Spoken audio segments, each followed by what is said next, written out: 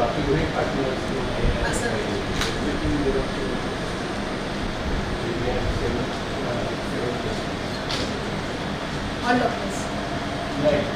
Doctors आमचे माझ्या आणि बाकी इंटरेस्टेड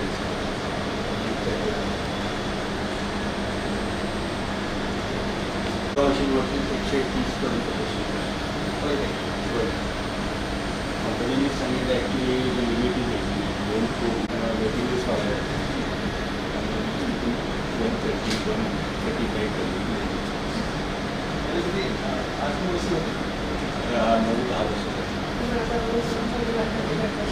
ह्याच्यावरचं लोक चालू केल्यामुळं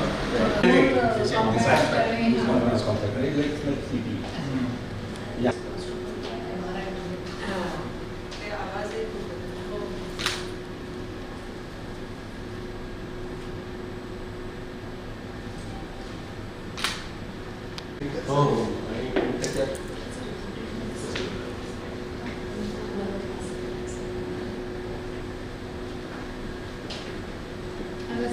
आणि हे जो मागून हे आहे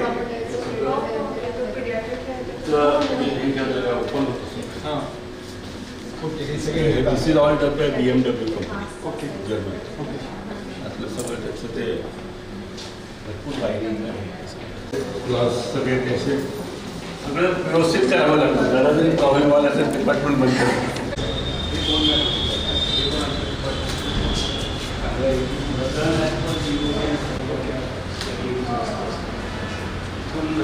आतमध्ये सगळे लिकेमियाचे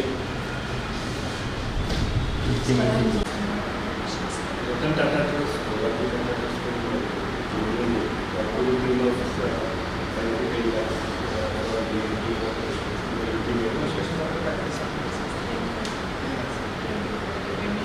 थोड़ा इंडक्शन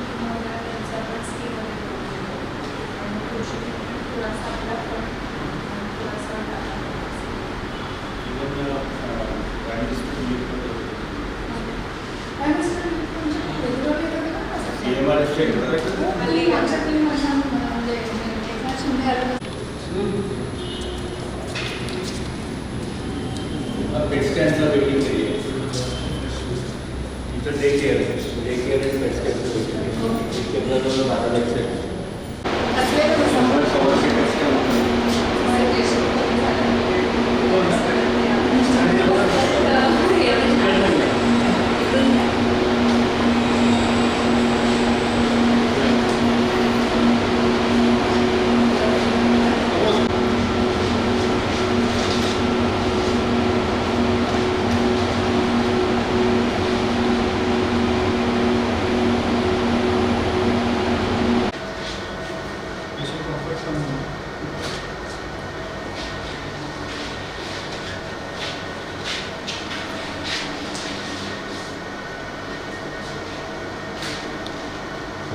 12 लक्ष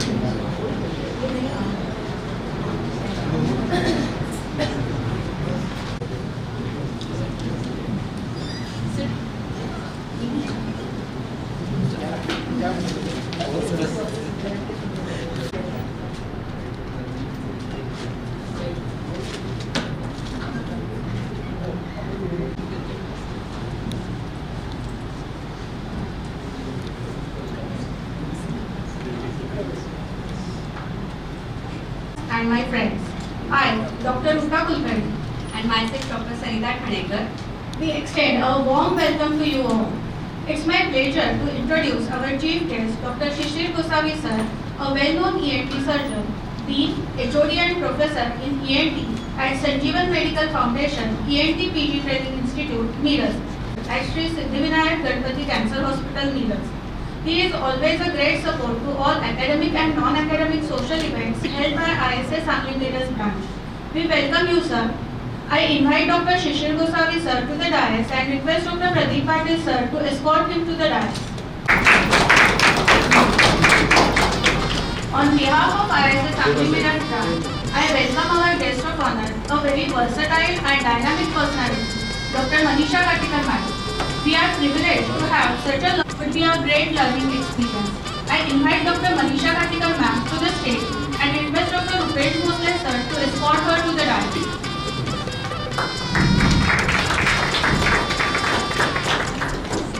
I request Dr. Vinayak Patil sir, GC member ISS Sangli Miraj branch to the dais. I request Dr. Vasudha Jadhav ma'am, President ISS Sangli Miraj branch to the dais. I request Dr. Rupali Gorgile ma'am, Secretary ISS Sangli Miraj branch to the dais.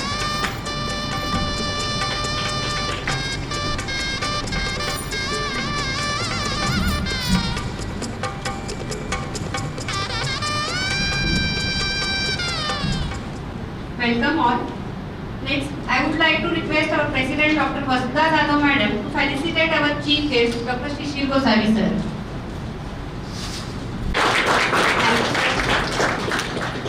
Next, I would like to request Dr. Jadhav Madam to felicitate our guest of honor Dr. Manisha Katikar ma'am. Thank you ma'am. We always start any program by lighting the lamp.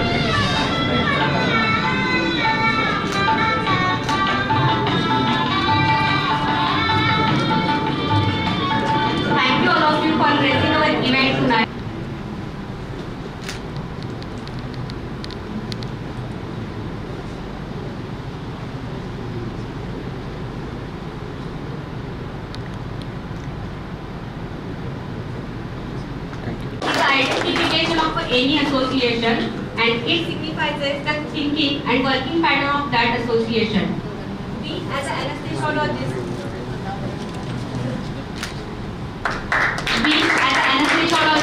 use courage and strength for the management of cases in our day-to-day life.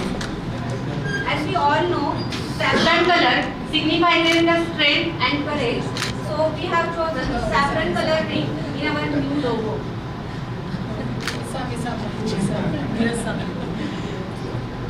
Good evening everyone. I welcome you all and thanks for sparing your valuable time today for this CME. I welcome all the dignitaries on the dais, our chief guest Dr. Shishir Gosavi sir, who spared his valuable time and he has always been supportive for our regular association meetings and academic activities by sparing his premises, staff and audiovisual equipments free of cost. Thank you very much sir for this kind gesture. I welcome Dr. Manisha Katikar Madam who came all the way from Solapur for this CME and spared her valuable time. I welcome today's guest speakers Dr. Prakash Paramgowda and Dr. Vikas Karne who travelled all the way to enlighten us with their knowledge. I welcome all the chairpersons and senior and junior colleagues. I thank all my executive team members who have done great effort in executing this event, especially Dr. Rupali, whose creative mind is behind all this. Today's topic of neuroanesthesia is one of the challenging topics as today road traffic accidents are increasing. Last year, as a chairman of Road Safety and Coals Committee, IMA Maharashtra State, I, along with our ISA members, conducted many COLS activities in schools and colleges. We even made a video on road safety. But still more awareness is needed, it seems. These road accidents cause traumatic brain injury, So the anesthesiologists have to face the challenges of giving anesthesia in such cases. And also neurosurgical procedures are being more less invasive. So we have to adapt the new anesthesia techniques like TIVA to suit the procedures. So for that we have our first guest speaker, Dr. Prakash Bharamgoda, who will guide us regarding anesthetic management of traumatic brain injury. During anesthesia, neuromonitoring is must intraoperatively. Various modalities are used to detect the signs of potential injury to the neural structures during surgery. So early warning to surgeons regarding these signal changes can prevent further neurological disabilities. Hence our next topic is neuromonitoring and recent updates by Dr. Vikas Karne. After neurosurgery, post-operative there can be deterioration of cognitive domain, which may include memory disturbances, circadian rhythm disturbances, mood disorders, consciousness problems, and advanced age, multimorbidity, preoperative cognitive impairment can further increase the risk of this. So how it can be prevented? For this, we are guided by senior neuroanesthesiologist, Dr. Manisha Katikar Madam. And at the end there will be panel discussion where everyone will participate, and I hope hopefully maximum people will participate. So I thank you once again all for being a part of this CME and sparing your time. For further proceedings, I hand over to Dr. Uta Kulkarni. Long live ISA, Jai Hind. Nice to be back in ISA MISA branch after a gap of almost 1.5 to 2 years. Seen so many familiar faces with the audience, good friends.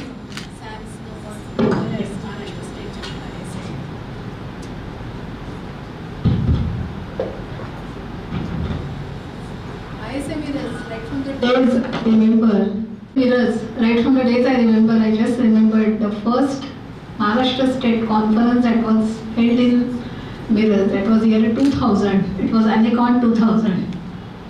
And I had presented a paper and I had a very good memory regarding that paper.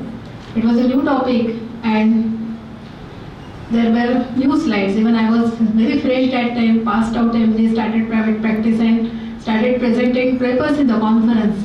Somehow these whatever PowerPoint presentations were not done there that time. We used to make slides, and in Solapur there was no facility of making slides. So I got it done from Hyderabad. And then somehow when those slides were projected, Dr. Sandeep Diwan was there that time, the organizing team. He told me, Manisha, तुझे slides दिसत नाहीये. Backgroundला जो गुलाबी रंग लागलाय ना, त्याच्यावर काहीही दिसत नाही.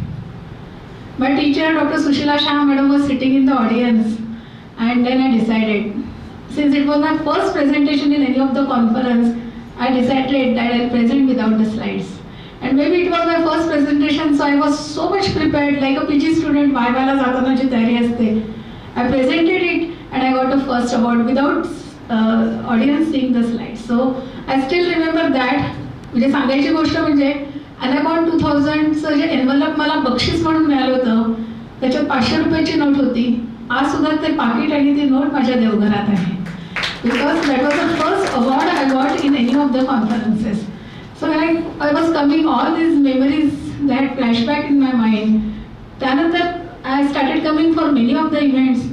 Many of you, Limay sir, Tanuja madam, so many of you were president and secretaries. And I worked with you, all of you, when Joe madam was there right from the beginning. I came here for even governing council meetings. That time also madam was there, Paranspe madam was there. So I came here very frequently, maybe for governing council meetings, maybe for CMEs, for some conferences, but every time I had a lot of good memories. And I'm really thankful again today, Dr. Rupali and Dr. Vasudha madam, for inviting me here on this prestigious dais. The journey of ISA continues, and we all continue to learn and gain more and more knowledge, and that will go on. Thank you so much. Good evening, everyone, dignitaries all and of the dais. First of all, I am really thankful to the Anesthesia Society of Miraj-Sangli for inviting me to be the chief guest of today's CME on neuroanesthesia.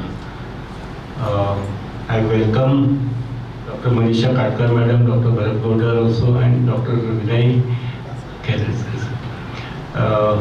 They are all experts in neuroanesthesia. So you will have a feast of lectures and clinical exchanges during the next few hours. When I heard about CME on neuroanesthesia, I went back about 40 years back when I started my practice in 1983-84.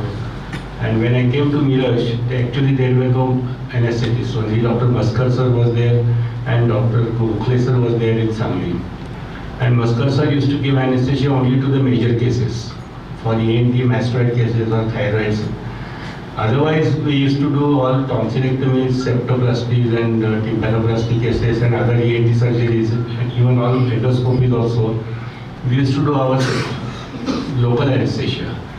And even in tonsillectomy also, we never used to give any sedation also, just giving injection atropine, infiltration and tonsillectomy. Even septoplasties, tympanoplasties also. That was the period when I started practice. There were no anesthetists. Then in 85, 86, there was a lot of anesthetists came to Miraj and Sangli. And then we started calling anesthetists and started the practice with anesthesia. I always see there is a bond between anesthesia and surgeons. There is always a fight. Every day, even though they are working for 10 years, 15 years, 20 years together, the fight goes on. The fight goes on regarding basically for timing. The surgeon comes late, sometimes the anesthetist comes late, and then the problem starts regarding charging the patient, whether the charges should be levied to the patient according to the timing of the surgery or per case basis, and this will go on. हे मराठीत म्हणतात त्याप्रमाणे तुझं माझं पटेल आपण तुझ्या विना जमेना हे असं चालूच राहणार and that will go on. But that is a good bond between surgeon and the anesthetist. Neuroanesthesia, basically when I heard this, now I feel that in Miraj and Sangli there are almost 7 to 8 neurosurgeons have come. And there is a big need for neuroanesthesia specialty, especially neuroanesthesia, cardiac anesthesia and oncoanesthesia. In fact, we are going to start oncoanesthesia fellowships of MUHS in C.D. Vinayak Ganpati Cancer Hospital. So same way actually neuroanesthesia and cardioanesthesia also fellowship should be started in some of the multi-speciality hospitals. Probably Madam can highlight on that also. Because regular anesthetists and routine anesthetists who is doing private practice may not be able to give anesthesia to the highly complicated neuroanesthesia cases. So there is a need of the hour. I won't take much of your time, and on behalf of C.D. Vinayak Cancer Hospital also I welcome you all for this CME.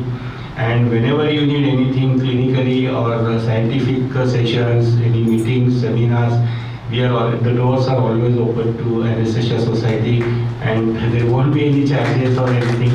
My daughter-in-law Ankita is also there. She is also actively involved in these activities. And I wish all the best for today's CME. And again, I welcome all the faculty members and dignitaries and very highly renowned neuroanesthesiologist Katkar madam. And you are all eager to hear to them, so I won't take much of your time. Thank you so much again for calling me. Thanks. A warm and graceful evening to all our respected dignitaries on the dais and off the dais, and everyone who gathered here. It's my privilege to propose a vote of thanks and acknowledge the contribution of those who worked hard to make this event successful.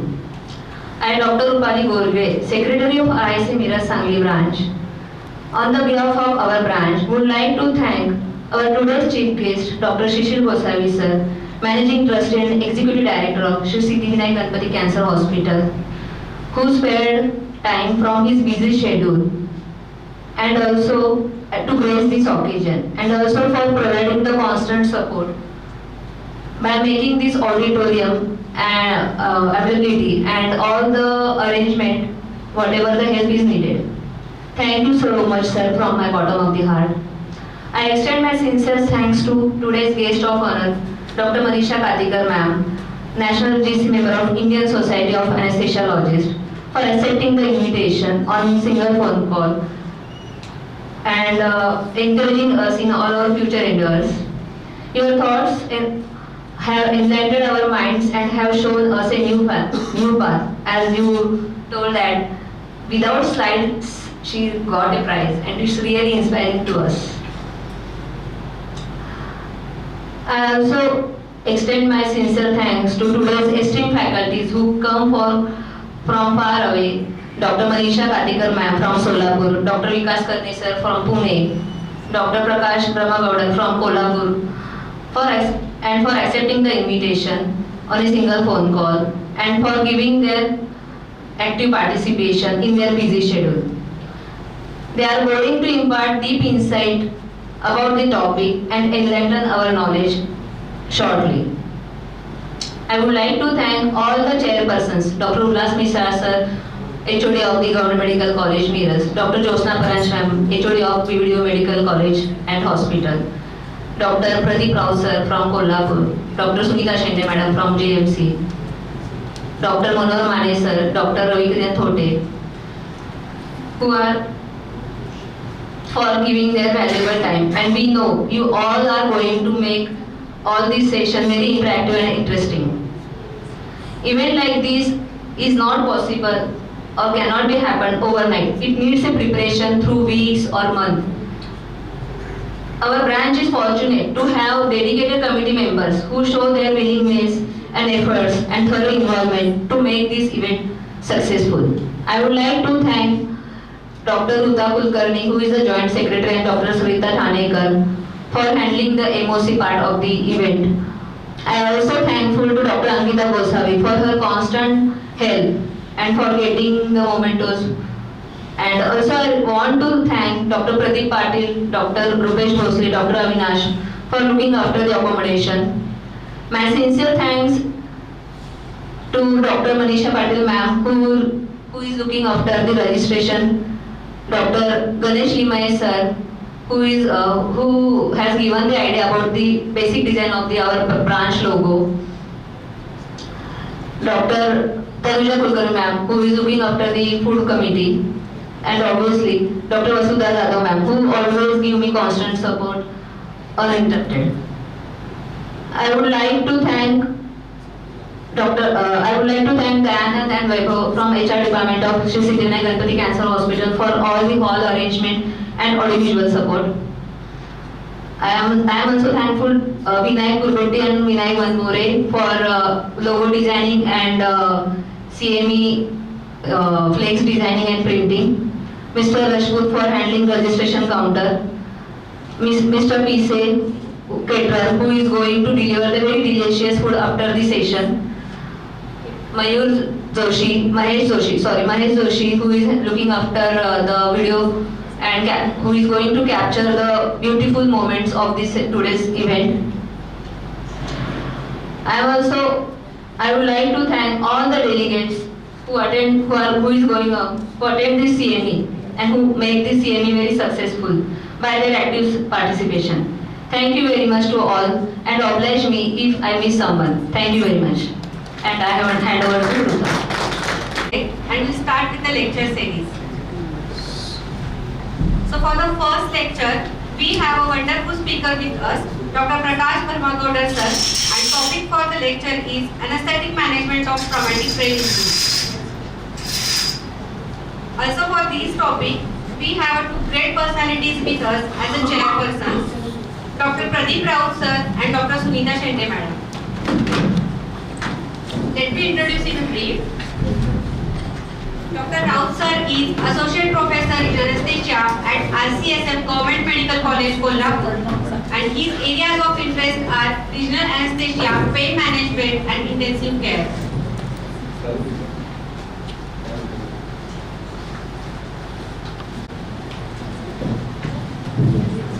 Dr. Rao sir has many publications in national and international journals, and he has more than 18 years of teaching experience in anesthesia.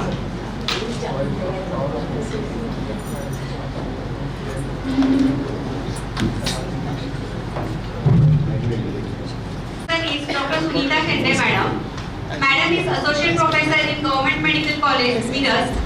She is interested in pediatric and obstetric anesthesia, and she has more than 10.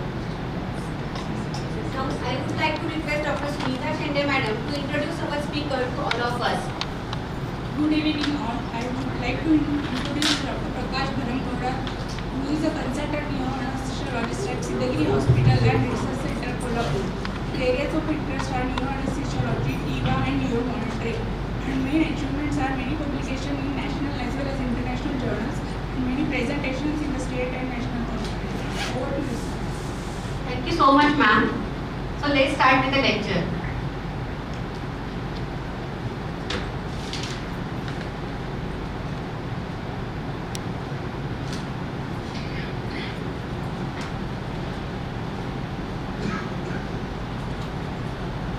Good evening everyone. First of all, I want to thank Dr. Vasudha Madam, Dr. Rupali Madam and Dr. Manisha Ma'am for giving me this opportunity to speak on this topic. I will be talking on anesthetic management of traumatic brain injury. Traumatic brain injury is major public health problem and the leading cause of death and disability worldwide. Mainly motor vehicle accidents, traffic injury and falls are the leading cause of traumatic brain injury. In recent years, pre-hospital and intensive care of patients with traumatic brain injury has improved substantially and evidence-based guidelines for the management has been developed. However, despite modern diagnosis and treatment, prognosis for patients with traumatic brain injury remains poor. Coming to the pathophysiology, we have primary injury and secondary injury. Primary injury is damage caused by initial trauma involving mechanical impact to the brain tissue and skull due to acceleration, deceleration or rotational forces. It may lead to skull fractures, brain laceration, expanding intracranial hematoma, or diffuse axonal injury. It is irreversible. Severity of primary injury is the major factor that determines the outcome of traumatic brain injury patients. Second is the secondary injury, where we as anesthesiologists, emergency medicine people and neurosurgeons have a role. We can minimize the secondary injury and reduce the mortality and morbidity of the patient. These are consequences of physiological insult that develop over time after onset of the initial injury, causing further damage to the brain tissue. It is mainly due to the inflammatory process, edema formation, raised intracranial pressure, and reduced cerebral perfusion pressure. Two major factors that cause secondary brain injury are hypotension and hypoxemia. If you see the schematic representation, primary injury may consist of skull fractures, contusion, cerebral lacerations. And secondary injuries occur due to increased intracranial pressure that may be because of hypoxia, hypotension, hypothermia, electrolyte disturbances, toxic amino acids and oxygen radicals. As a neuroanesthetist, what all patients we get into the operation theatre? The CT scan of head is the main mode of investigation in traumatic brain injury. We may get a depressed skull fracture where the impact is on the skull and there is a fracture of the bone segment indenting on the motor cortex or the cortical surface of the brain. We may have hemorrhagic contusion for decompression craniotomy.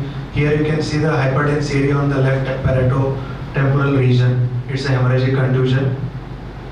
Coming to the diffuse axonal injury, we may not see these patients in operation theatre but in surgical ICUs, neuro ICUs. Diffuse axonal injury CT scan appears to be normal, but in MRI we may get hyperdense shadows. It is one of the major cause for increased mortality and morbidity depending on the patient age. Then we have intracranial hematomas. It may be subdural hemorrhage, extradural hemorrhage, or traumatic intraparenchymal hematoma. There will be sometimes non-hemorrhagic contusions which may evolve and patient may require decompression craniotomies. We start with initial assessment of the patient. It is according to the ADLS guidelines and it starts with the emergency room. Rapid assessment should be performed as the patient is received in the operating room or in the emergency room. Assessment should include airway, breathing, circulation, followed by rapid assessment of neurological status and associated extracranial injuries. Attention should be given specifically to secondary injury mechanisms and ongoing treatment. Detailed history, time and mechanism of injury will be valuable. Brief neurological assessment performed by Glasgow Coma scale and pupillary responses. Always rule out other injuries like thoracic, abdominal, spinal, long bone injuries because initially patient appears to be stable. When we take the patient inside the OT, patient will end up with hypotension, hypovolemia and we never know whether it is abdominal trauma or thoracic trauma. Everyone knows Glasgow Coma scale. Depending on the scale, we can divide into mild head injury, moderate head injury, and severe head injury. Glasgow Coma scale 3 to 8 is severe head injury, 9 to 12 is moderate, and 13 to 15 is mild. Glasgow Coma scale less than 9 is an indication for intubation. Coming to the airway management, patient requiring surgery will invariably require tracheal intubation if not already intubated in the ear. But many times when you go to the OT, you receive patient with already intubation. But always check the position of the tube, because they have intubated the patient in an emergency room, they have taken a patient to CT scan, CT chest, CT abdomen, USG fast or long bone fracture x-rays. When the patient reaches to the OT, there will be endobronchial intubation or partially it will be out. Even you can't confirm with just auscultation, because patient will be having thoracic trauma, lung contusions or pneumothorax. There will be decreased air entry. So always, if possible, do a check scopy and confirm the position of tube. If patient is not already intubated, when you receive the patient in OT, airway management is complicated by many of the factors. Urgency of the situation, uncertainty of the cervical spine status, presence of blood, vomitus, debris, or facial-maxillary trauma, full stomach, uncertain volume status, or intracranial hypertension. So whenever you go to the OT, if you have a patient in an emergency, always consider patient is full stomach and has a cervical spine injury. Choice of technique for tracheal intubation is determined by urgency, individual expertise, skill, and available resources. Generally, we do rapid sequence intubation with cricoid pressure in manual inline stabilization. Many times we receive patients with hard cervical collar. The cervical collar is so big, sometimes you struggle to open the mouth. So it is advisable you just open the anterior portion of the cervical collar, give proper inline, manual inline stabilization, and you intubate the patient. Otherwise, sometimes we keep on struggling with the cervical collar in situ and you can't able to intubate the patient. Nowadays, newer devices like video laryngoscopes have gained popularity because of very minimal neck movements.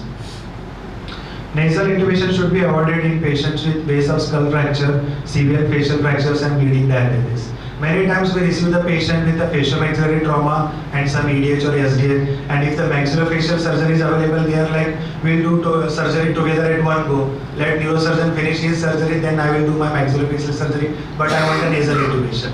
Even though if there is a evidence on CT there is no skull-base fracture, please don't go for, in emergency situation, nasal intubation. You may iatrogenically cribriform flat fracture and later will lead to CSF leak and meningitis. This is the just image of showing kaleidoscope with a video laryngoscope. Nowadays, all the ERs and even OTs have this video laryngoscope. It literally minimizes the neck movements. Again, choice of induction agent and muscle relaxant are important for successful uncomplicated airway management. We can use sodium thiopentol, etomidate, propofol for induction of anesthesia. These will decrease the hemodynamic response for intubation. It will decrease the increase in ICP and it decrease the cerebral metabolic rate for oxygen. Again, propofol and thiopentol may cause cardiovascular depression. There will be hypotension if there is uncorrected hypovolemia. Etomidate may lead to adrenal insufficiency, causing delayed hypotension and requiring vasopressor usage. Ketamine is absolutely contraindicated because it increases ICP. Again, choice of muscle relaxant is between your succinylcholine and rocuronium. Even though succinylcholine causes transient increase in ICP, it can be blunted by adequate dose of induction agent. There are many studies between succinylcholine and rocuronium, but depending on your scenario, how many people are there to help you, are you alone in the OT, what all gadgets you have, always prefer whichever agent you are comfortable with. Even though succinylcholine increases transient ICP, but if you use rocuronium and if you cannot intubate and cannot ventilate, the hypoxemia and hypercarbia, it will lead to more injury to the brain rather than succinylcholine induced raised ICP. If you look at the anesthetic agents, all our IV anesthetic agents decrease the cerebral blood flow, they decrease the cerebral metabolic rate, and they decrease the intracranial pressure, except ketamine. Dexmedetomidine has a minimal effect. Again, all inhalational agents increase the cerebral blood flow, they transiently increase the ICP, but on dose-dependent manner, they decrease the cerebral metabolic rate. Again, there is no conclusive studies to compare between inhalational versus total intravenous outcomes on traumatic brain injury. So in the absence of conclusive evidence, either anesthetic primary technique can be employed judicially. But preventing, limiting secondary injuries are more important than choosing one technique over the other. Coming to ventilation, ensure adequate oxygenation and gas exchange. Maintain FiO2 so you have PO2 more than 60 mm of mercury. EtCO2 may not be reliable because if patient will be having any associated thoracic injuries, you may do not correlate with the EtCO2 with PaCO2. Hypercarbia should be avoided all the times, and hypocarbia must not be used indiscriminately. Whenever there is a raised ICP or if surgery is telling brain bulge, you can use hypocarbia transiently. But if you persistently keep the EtCO2 low, it may lead to cerebral vasoconstriction, decreased cerebral perfusion, and again the ischemia will end up. So normocarbia should be restored before dural closure, and normocarbia should be practiced. Coming to monitoring, in addition to standard American Society of Anesthesiology monitor, arterial cannulation is recommended for beat-to-beat blood pressure monitoring, blood gas analysis, and blood glucose monitoring. Central venous catheter may be useful mainly for resuscitation of IV fluids with vasopressor. Again, depends on the emergency. If you have a time, you put in a central line. If there is no time, surgery is hurrying, you want to decompress immediately, you start the case with 2 wide-bore IV lines. Once the surgery is over, when you are shifting the patient, you can put a central line. ICP monitoring, ideal recommendations are all patients with severe traumatic brain injury, invasive intracranial pressure monitoring should be done. But many of the centers, except I think NIMANS, AIMS and Central Institute, none of the corporates also incorporate the ICP monitoring. It is not usually practiced in our tier 2 cities like Kolhapur, Sangli, Miraj. It has its own complication of meningitis, ventriculitis. But ideal guidelines are severe traumatic brain injury, ICP monitoring should be done. Coming to blood pressure management, hypotension following traumatic brain injury can compromise cerebral hemodynamics and causes cerebral ischemia. Blood pressure management, including choice of fluids, vasopressors, is paramount of importance.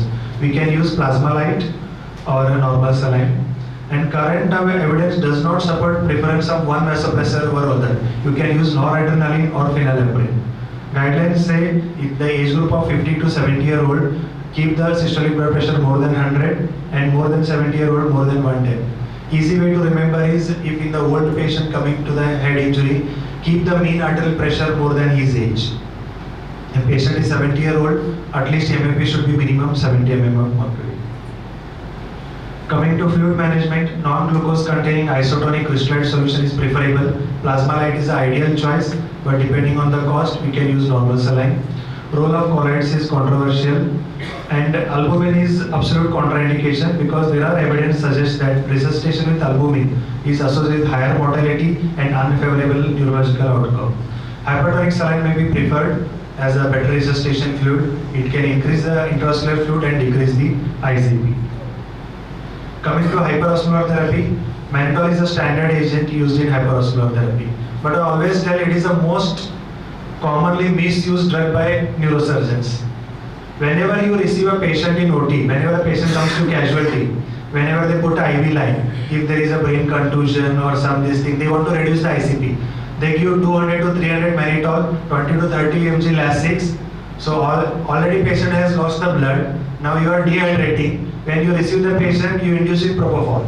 The profound hypotension that occurs, it is not recovered easily.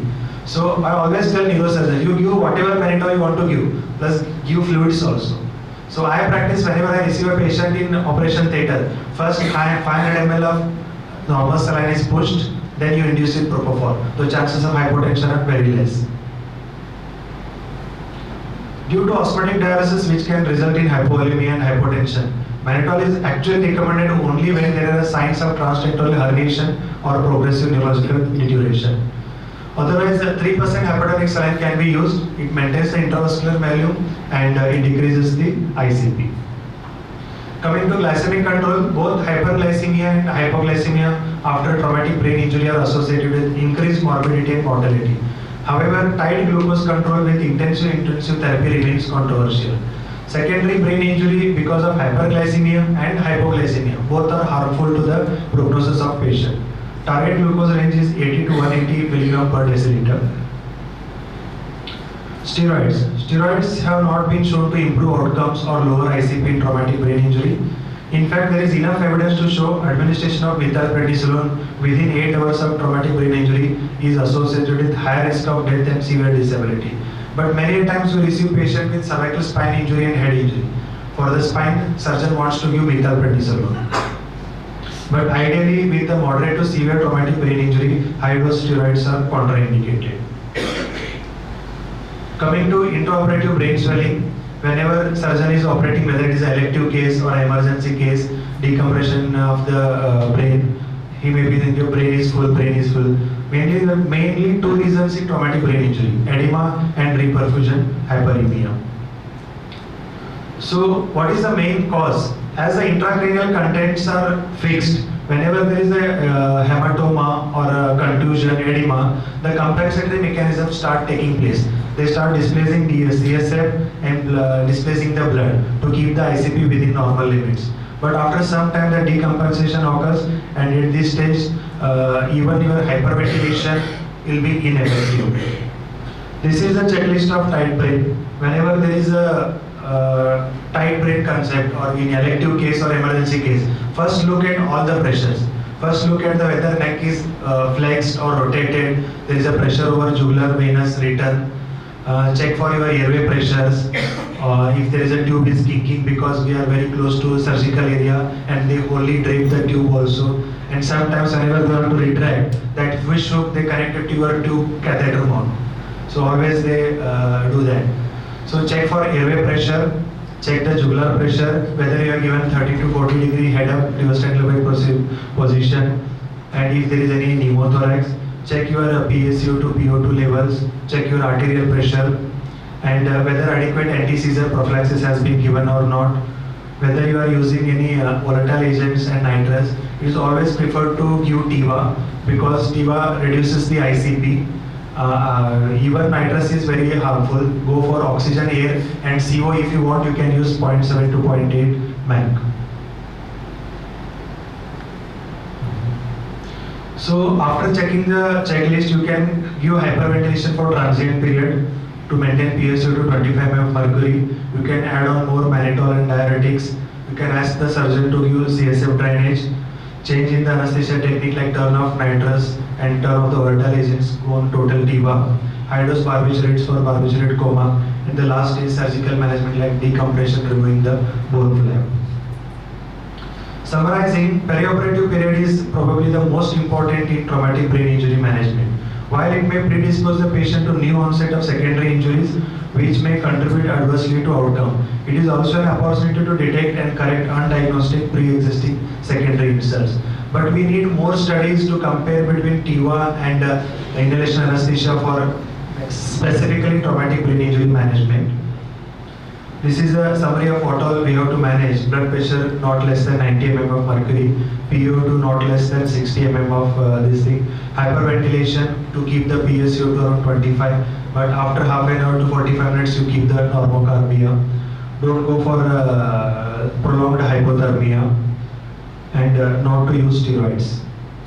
Every year March 20 we celebrate World Head Injury Awareness Day, but we see as we preach we don't follow. How many of us wear helmets? Whenever there is an emergency call, you don't want to take the car, take a bike, you want to reach early, it is very nearby. But as one of my friends said, accidents are accidents. They never tell you it happened. That's why it is called accident. So always wear helmet, wear your seat belts. Thank you very much. Thank you so much, sir, for sharing this wonderful and knowledgeable topics with us. You have given us such a minor tricks for the management of the neuro cases, and I am sure it should help all of us in our daily practice. Thank you so much, sir. Thank you. Next, I would like to request Dr. Raut, sir, to felicitate our speaker today.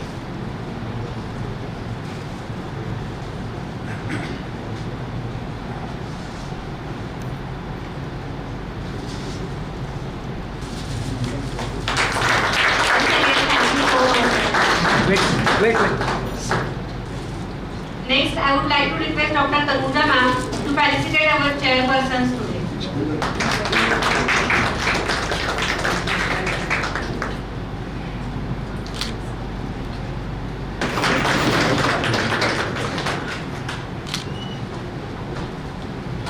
Thank you, sir, for this wonderful session. We all know that intraoperative quantitative monitoring of neuromuscular blockade permits the rational use of muscle relaxant and helps in reduction of post-operative complications. To discuss this topic, we have our next session, neuromuscular monitoring and recent update by Dr. Vikas Karne sir, a very learned person. To chair this session, I invite Dr. Josna Paranskar madam and Dr. Ravi Kiran Thote sir. Dr. Josna Paranskar madam is professor and HOD anesthesia at Bharati Vidyapit Sangli. She has special interest in neuroanesthesia and critical care. She is past president of ISS Sangli Miraj. She is a reviewer for many journals and published many articles also. Welcome you ma'am. Dr. Ravi Kiran Thote is currently freelancing anesthetist. He is attached to Ushakal Multispeciality Hospital. He has also a special interest in neuroanesthesia.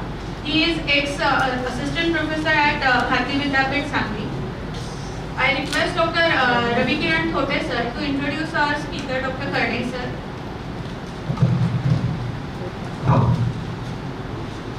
Dr. Vikas Karne sir. He is a director and senior consultant anesthesia and operation services at Sahyadri Multispeciality Hospital, Pune. His areas of interest are neuroanesthesia, TIVA and target control anesthesia, AI in anesthesia and thoracic anesthesia. He is treasurer of Society of Anesthesiologists, Maharashtra State, governing council member, MS, CISA 2016-18. He have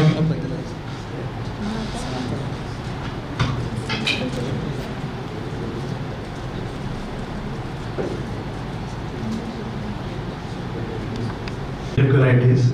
But ideal guidelines are severe traumatic brain injury, ICP monitoring should be done. Coming to blood pressure management, hypotension following traumatic brain injury can compromise cerebral hemodynamics and causes cerebral ischemia. Blood pressure management, including choice of fluids, vasopressors, is paramount of importance. We can use plasma light or a normal saline. And current evidence does not support preference of one vasopressor over other. You can use noradrenaline or phenylephrine. Guidelines say if the age group of 50 to 70-year-old, keep the systolic blood pressure more than 100 and more than 70-year-old more than 110. Easy way to remember is if in the old patient coming to the head injury, keep the mean arterial pressure more than his age. If patient is 70-year-old, at least MFP should be minimum 70 mm of mercury. Coming to fluid management, non-glucose containing isotonic crystallite solution is preferable. Plasma light is the ideal choice, but depending on the cost, we can use normal saline. Role of colloids is controversial, and albumin is absolute contraindication because there are evidence suggests that resuscitation with albumin is associated with higher mortality and unfavorable neurological outcome.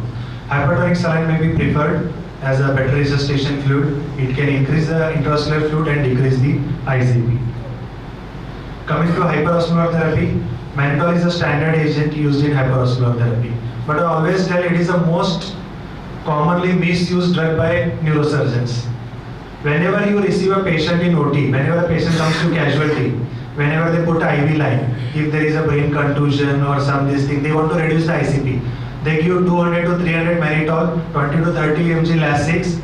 So already patient has lost the blood. Now you are dehydrating. When you receive the patient, you induce with propofol. The profound hypotension that occurs, it is not recovered easily. So I always tell neurosurgeons, you give whatever mannitol you want to give, plus give fluids also. So I practice whenever I receive a patient in operation theatre. First 500 ml of normal saline is pushed, then you induce with propofol. The chances of hypotension are very less. Due to osmotic diuresis, which can result in hypovolemia and hypotension, mannitol is actually recommended only when there are signs of transtectal herniation or progressive neurological deterioration. Otherwise, 3% hypertonic saline can be used. It maintains the intravascular volume and it decreases the ICP. Coming to glycemic control, both hyperglycemia and hypoglycemia after traumatic brain injury are associated with increased morbidity and mortality. However, tight glucose control with intensive therapy remains controversial. Secondary brain injury because of hyperglycemia and hypoglycemia. Both are harmful to the prognosis of patient. Target glucose range is 80 to 180 mg per deciliter. Steroids. Steroids have not been shown to improve outcomes or lower ICP in traumatic brain injury. In fact, there is enough evidence to show administration of methylprednisolone within 8 hours of traumatic brain injury is associated with higher risk of death and severe disability. But many times we receive patients with cervical spine injury and head injury. For the spine, surgeon wants to give methylprednisolone. But ideally, with a moderate to severe traumatic brain injury, high-dose steroids are contraindicated. Coming to intraoperative brain swelling, whenever surgeon is operating, whether it is an elective case or emergency case, decompression of the brain, he may be thinking brain is full. Mainly two reasons in traumatic brain injury: edema and reperfusion hyperemia. So what is the main cause? As the intracranial contents are fixed, whenever there is a hematoma or a contusion, edema, the compensatory mechanisms start taking place. They start displacing the CSF and displacing the blood to keep the ICP within normal limits. But after some time, the decompensation occurs, and at this stage, even your hyperventilation will be ineffective. This is a checklist of tight brain. Whenever there is a tight brain concept, or in elective case or emergency case, first look at all the pressures. First look at whether neck is flexed or rotated. There is a pressure over jugular venous return. Check for your airway pressures. If there is a tube is kicking, because we are very close to surgical area and they only drape the tube also. And sometimes whenever they want to retract, that fish hook they connect it to your tube catheter mount. So always they do that. So check for airway pressure, check the jugular pressure, whether you are given 30 to 40 degree head up, levostrateloid position, and if there is any pneumothorax, check your PaCO2 to PO2 levels, check your arterial pressure, and whether adequate anti-seizure prophylaxis has been given or not. Whether you are using any volatile agents and nitrous, it is always preferred to give TIVA, because TIVA reduces the ICP. Even nitrous is very harmful. Go for oxygen, air, and CO. If you want, you can use 0.7 to 0.8 Mach. So after checking the checklist, you can give hyperventilation for transient period to maintain PaCO2 to 25 mm of mercury. You can add on more mannitol and diuretics. You can ask the surgeon to give CSF drainage. Change in the anesthesia technique like turn off nitrous and turn off the volatile agents, go on total TIVA. High dose barbiturates for barbiturate coma. And the last is surgical management like decompression, removing the bone flap. Summarizing, perioperative period is probably the most important in traumatic brain injury management. While it may predispose the patient to new onset of secondary injuries, which may contribute adversely to outcome, it is also an opportunity to detect and correct undiagnosed pre-existing secondary insults. But we need more studies to compare between TIVA and inhalation anesthesia for specifically traumatic brain injury management. This is a summary of what all we have to manage. Blood pressure not less than 90 mm of mercury, PO2 not less than 60 mm of this thing, hyperventilation to keep the PaCO2 around 25, but after half an hour to 45 minutes you keep the normocarbia. Don't go for prolonged hypothermia, and not to use steroids. Every year March 20 we celebrate World Head Injury Awareness Day, but we see as we preach we don't follow. How many of us wear helmets? Whenever there is an emergency call, you don't want to take the car, take a bike, you want to reach early, it is very nearby. But as one of my friends said, accidents are accidents. They never tell you it happened. That's why it is called accident. So always wear helmet, wear your seat belts. Thank you very much. Thank you so much, sir, for sharing these wonderful and knowledgeable topics with us. You have given us such a minor tricks for the management of the neuro cases, and I am sure it should help all of us in our daily practice. Thank you so much, sir. Thank you. Next, I would like to request Dr. Raut, sir, to felicitate our speaker today.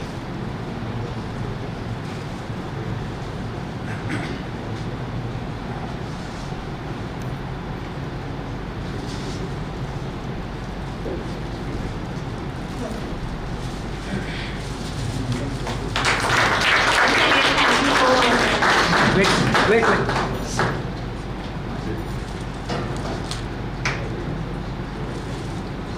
I would like to request Dr. Tanuja ma'am to felicitate our chairpersons today.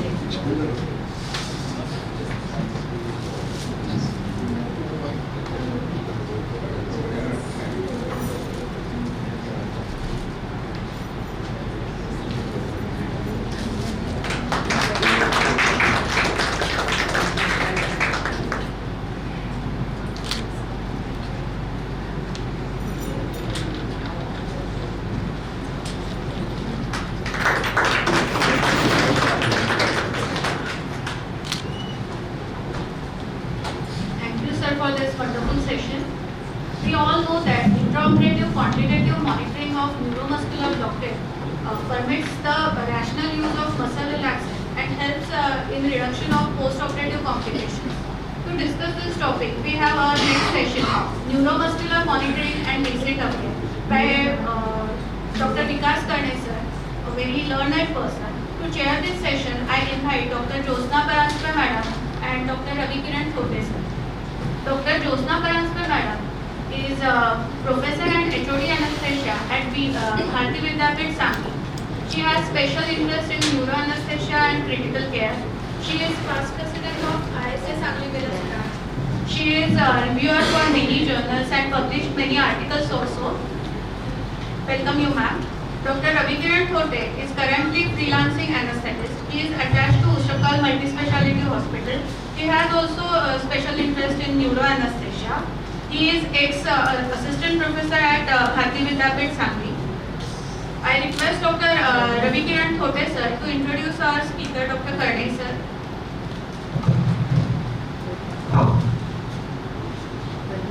Dr. Vikas Karne sir. He is a director and senior consultant anesthesia and operation services at Sahyadri Multispeciality Hospital, Pune. His areas of interest are neuroanesthesia, TIVA and target control anesthesia, AI in anesthesia and thoracic anesthesia. He is treasurer of Society of Anesthesiologists, Maharashtra State, governing council member, MS, CISA 2016-18. Good evening, namaskar, and thank you for the kind introduction, sir. Firstly, I bring greetings from Sam's office being a treasurer. I must congratulate the Sangli Miraj team for having their own logo and it's really reflecting the new energy and zest in the branch. I bring greetings from Pune and from Sahyadri Specialty Hospital. It is the largest chain of hospitals in Maharashtra, and we are in neurosciences for almost 20 years. And with that, I think I will start today's topic. The topic given to me is intraoperative neuromonitoring recent advances. But before I begin, I would like to ask how many of us are actually doing neuroanesthesia and actually performing neuromonitoring. Okay.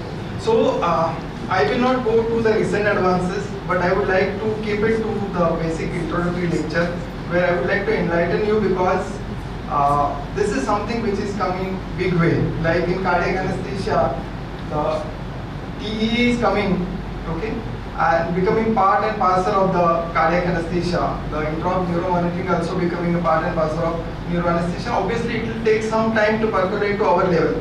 But we are doing it. We started in 2006. We started both neuromonitoring and avicular in 2006, and I have presented to rather the COPS award that I got was my topic. We have compared 0.4, 0.6, and 0.8 MAC of desflurane and motor evok potential and its effect and the effectiveness. So it's all about the functional integrity of the nervous system. So what it means that is the first slide has so much of electric current over the brain, and that current has to pass on through the brainstem, through the spinal cord, to the nerves and to the respective organs. And this has to be maintained when there is a neurosurgery which is happening, whether it is on the brain, whether it is cortex, cerebellum, whether it is on the brainstem or spinal cord, anywhere. That needs to be maintained so that we reduce the possibility of neurodeficit in post-operative care. but that integrity is at risk at the time of surgery. So in simple words, this neuromonitoring is a continuous assessment during neurosurgical procedures and simple purpose to detect and prevent potential neurological issues.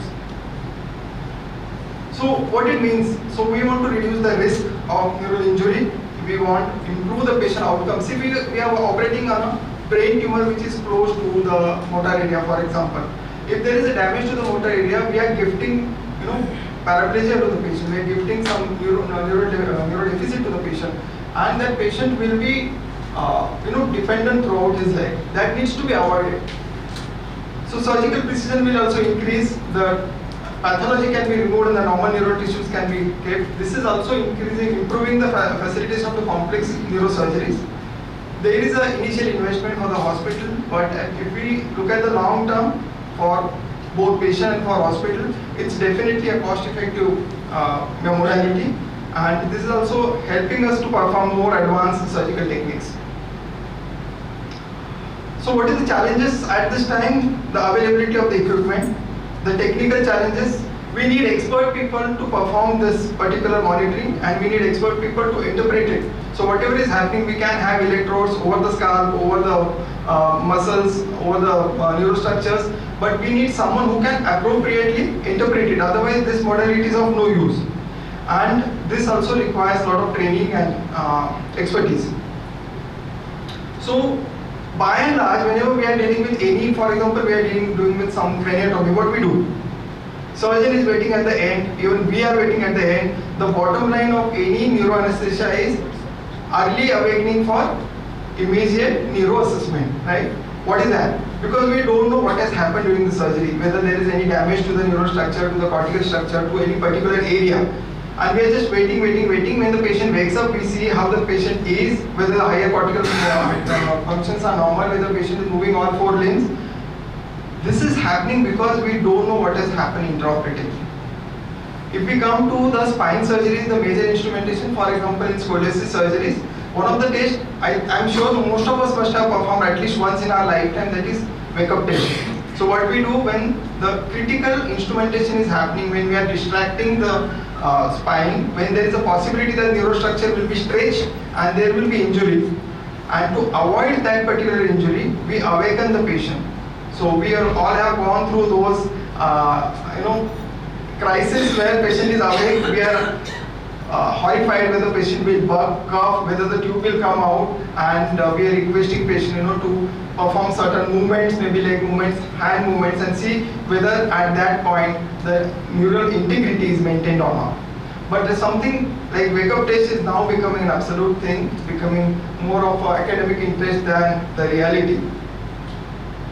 So this is how neuromonitoring structure. We look inside the OT. We have a patient, surgeon, we have a nurse here. We are standing there at the head end, and there is one additional person who is sitting here.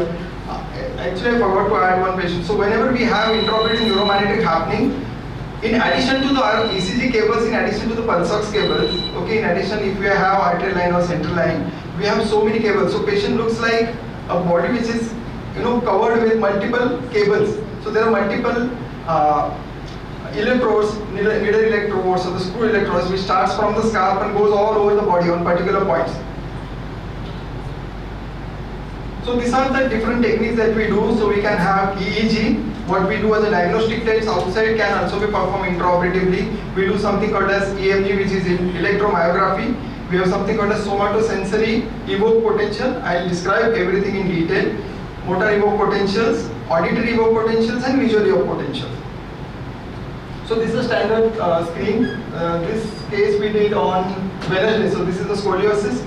We have a D2 to L3 fixation on this patient. So on this screen, what I see, the blue circle what we have on the left upper hand, I have a EEG there and EMG there. The EEG here in the yellow circle, green circle, I have somatosensory evoke potential. The red circle, what I see, those 8 graphs is motor evoke potentials. So this is how it looks.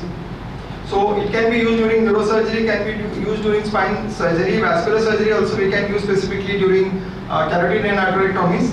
Orthopedic surgeries also we can use at particular point. ENT surgeries when we are dealing with the skull-based surgeries. Now coming to EEG, we know what EEG is. So we are recording the electrical activity over the cerebral cortex, and what we are trying to do when we are using EEG intraoperatively, the sole intention is to identify whether there is an ischemia. So that is helpful when we are dealing with carotid endarterectomy. So when we are operating on the carotid artery where there is a stenosis, we put a clamp. So clamping and unclamping during this period, if the ischemia happens to the brain, that can be detected using EEG. Now the same can be used in a modified way to identify seizure activities, epileptic activities during surgery. And this can also be used to assess the depth of anesthesia. So what are the limitations? It is very difficult to have all the electrodes over the scalp during the surgery. So we have limited access. Many times we use C3, C5. Complexity of interpreting EEG. So we need expert inside the operation theatre, requires training and expertise. And it also has, all anesthetic effects are going to act on it. So that also we need to consider. And signals are influenced by other factors like age and other medications. So doing EEG intraoperatively is a task. So this is modification called as ECOG. So this is electrocorticography. So when I am doing EEG, the electrodes are placed outside. But when we are doing ECOG, this is the electrodes are kept on the brain. So this is when we are doing either epilepsy surgery or when we are operating on a tumor or pathology which is close to the motor cortex. So we call something called as mapping of the cortex. So this can identify the focus from where the seizures are coming, okay, and that area can be resected during epilepsy surgery. Now this is an additional advantage of EEG, usually in OT when we want a hypothermic arrest, or in ICU where we want to treat status epilepticus. So EEG is used, and then drugs are given accordingly to reach a level where burst suppression happens. So burst suppression, in simple words, it's a straight line. So we are suppressing the electrical activity. And this is processed EEG. So base, entropy, Q-con that we are using nowadays is a modification of EEG where selected signals are cached. They are processed through a modern monitor, and we get values. So BIS, bispectral index, or entropy is nothing but a EEG. It is usually captured from either of the side of the frontal cortex, so right or left side, and that gives us the value. So this is to assess the depth of anesthesia. So most of the cases where we are doing intraoperative neuromonitoring, if we are using TCI, that will come to eventually, we need some monitor like BIS to assess the depth of anesthesia. Now this is electromyography. So electromyography is of two types. So like we had cortical activity recorded as EEG. EMG is nothing but the muscle activities which are spontaneous. So spontaneous activity can be recorded. So for example, if you are operating, or we can actually trigger the nerve and see the activity. So if you are operating a tumor which is close to the facial nerve, so facial nerve can be stimulated and we can have the response in the muscles. Or for example, if we are dealing with the de-tethering of the cord, so there is a tethered cord and we are operating on it. So there are sometimes we have a lipoma, or the tethering is too compact and becomes very difficult to identify the roots. So roots can be stimulated and we can see the response on sphincters. Okay, so this is how it happens. So it's a collective team, surgeon, anesthetist, and the neurophysiologist. They all have to work together. So in this activity, we have to have a good coordination when we are performing these activities. So EEG and EMG are more of a spontaneous recording that we are doing, and now we are going to something called as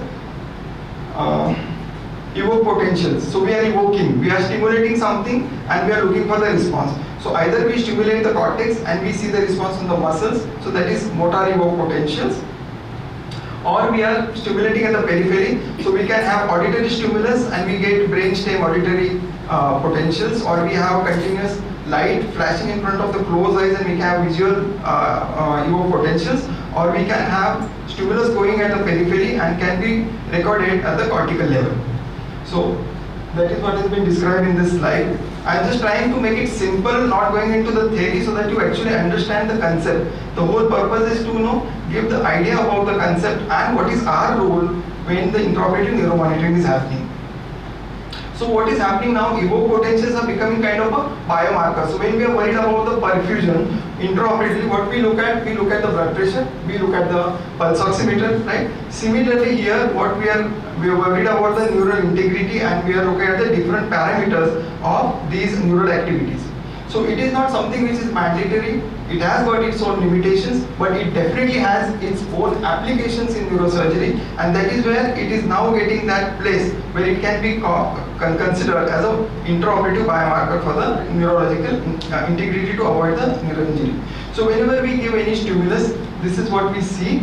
So on that graph, the time is given on the x-axis, and the y-axis we have the amplitude. So from the time we give stimulus to the point where we achieve the first response, this is called as latency, okay? And the peak, up and down peak total is calculated as an amplitude. So whether we are doing SSCP, MEP, these are the graphs that we are going to see. So amplitude is defined as the distance from the peak, from the stimulus to the peak, and latency is defined as stimulation of the peak. It is measured in milliseconds, and the amplitude is measured in microvolts. Okay.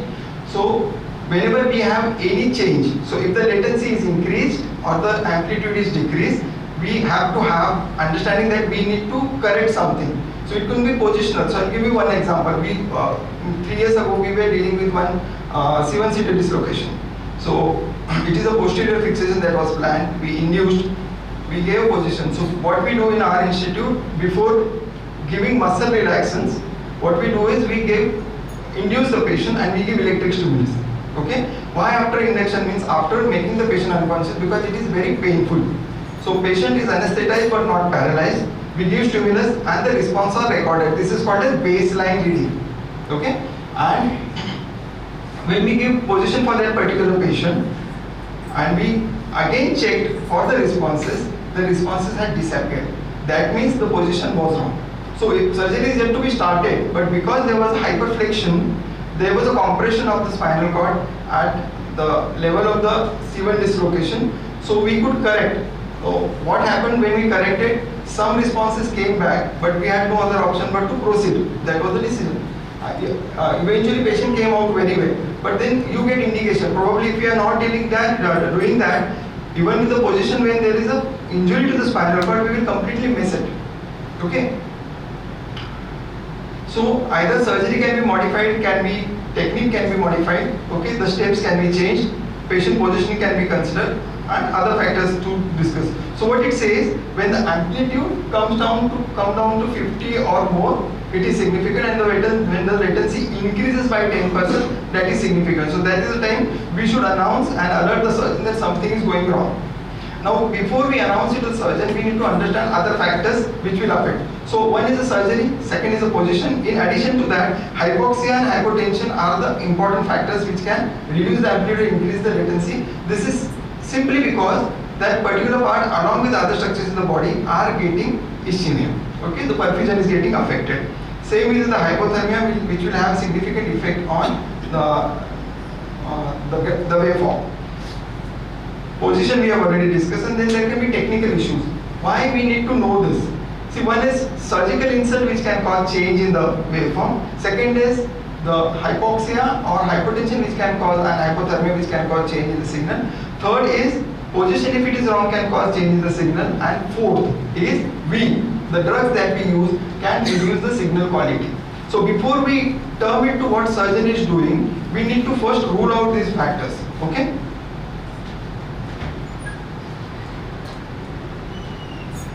So coming to somatosensory evoked potential, this is something which is most commonly used, and electrical stimulus is applied to the peripheral nerves.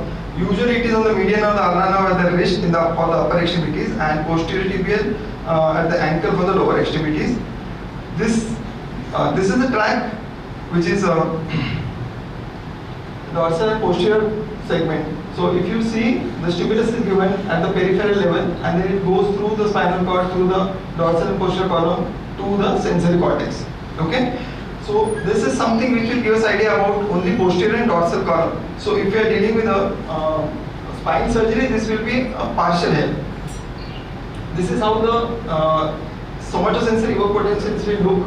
So different colors show the different timelines. So white one is something which was our baseline, and the other colors show the various timelines that have been recorded.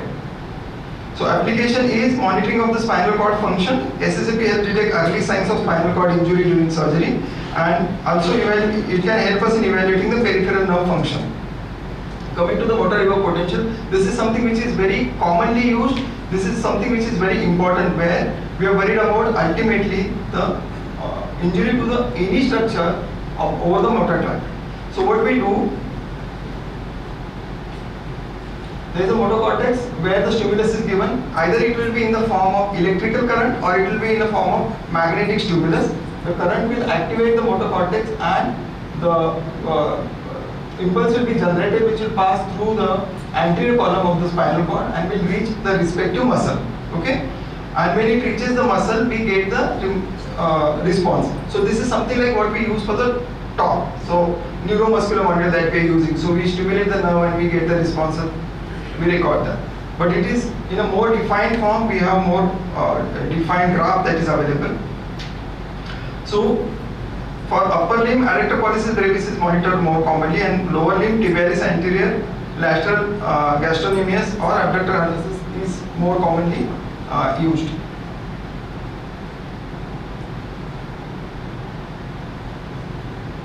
So these are the different muscles, and the motor evoked potentials are recorded there.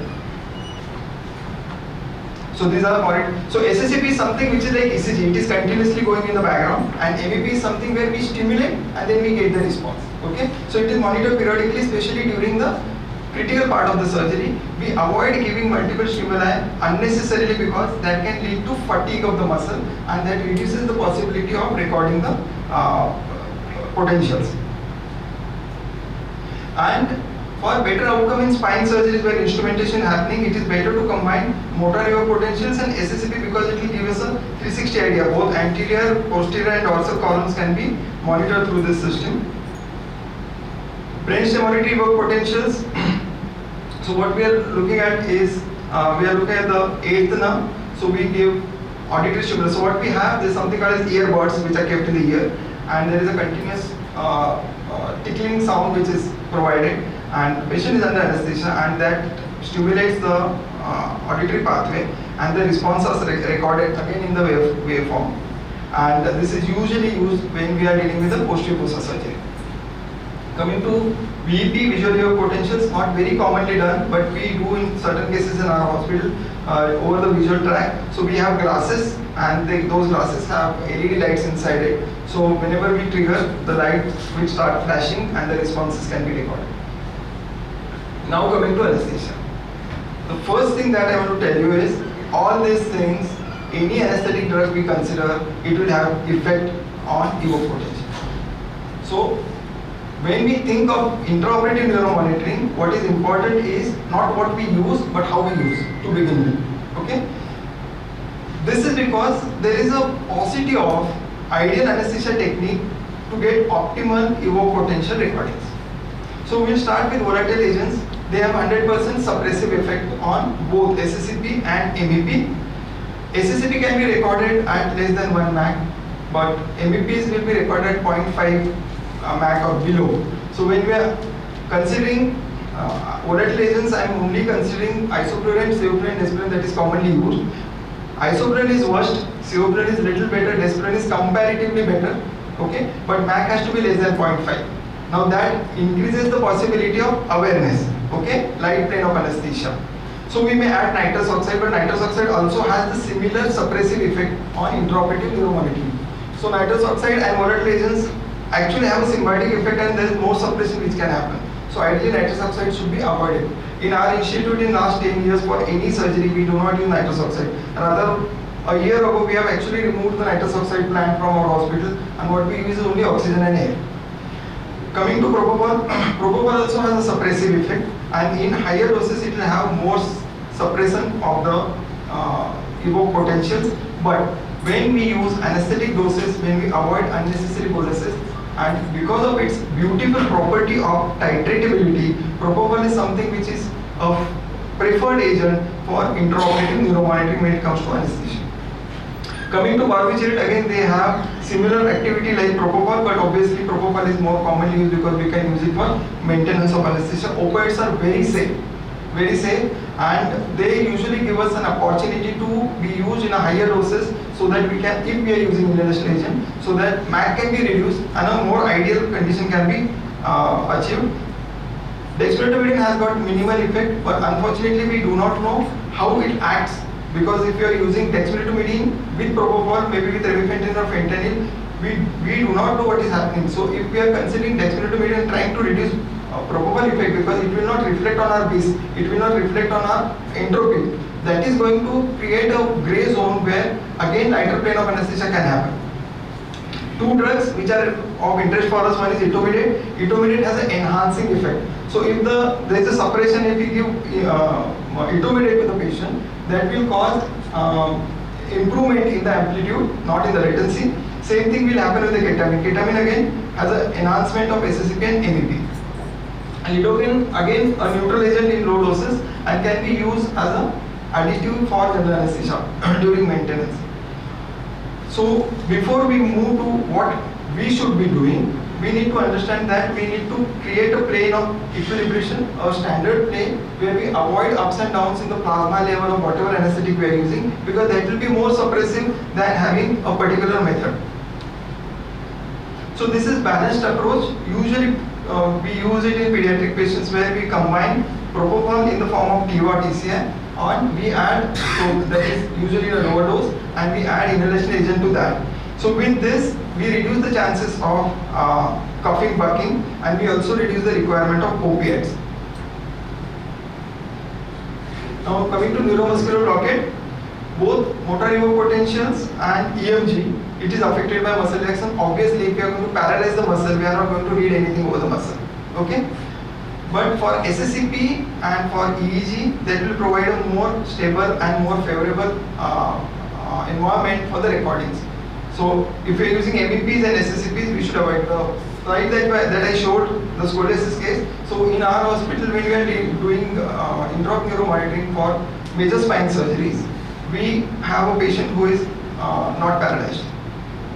Okay, so how I do it, I'll tell you. So coming to the technique of anesthesia, so there is a consensus. We don't know what is ideal, but there is a consensus globally that we should use TIVA TCI. With depth of anesthesia monitoring, if we are using TCI, TIVA probably goes more on our judgment, clinical judgment, but if you are using TCI, it is better that we have depth of anesthesia monitor, and we'll decide whether what we are monitoring. If you are monitoring MEP, we don't want neuromuscular blockade. But if you are using other modalities, we can use patients who are paralyzed either partly or completely.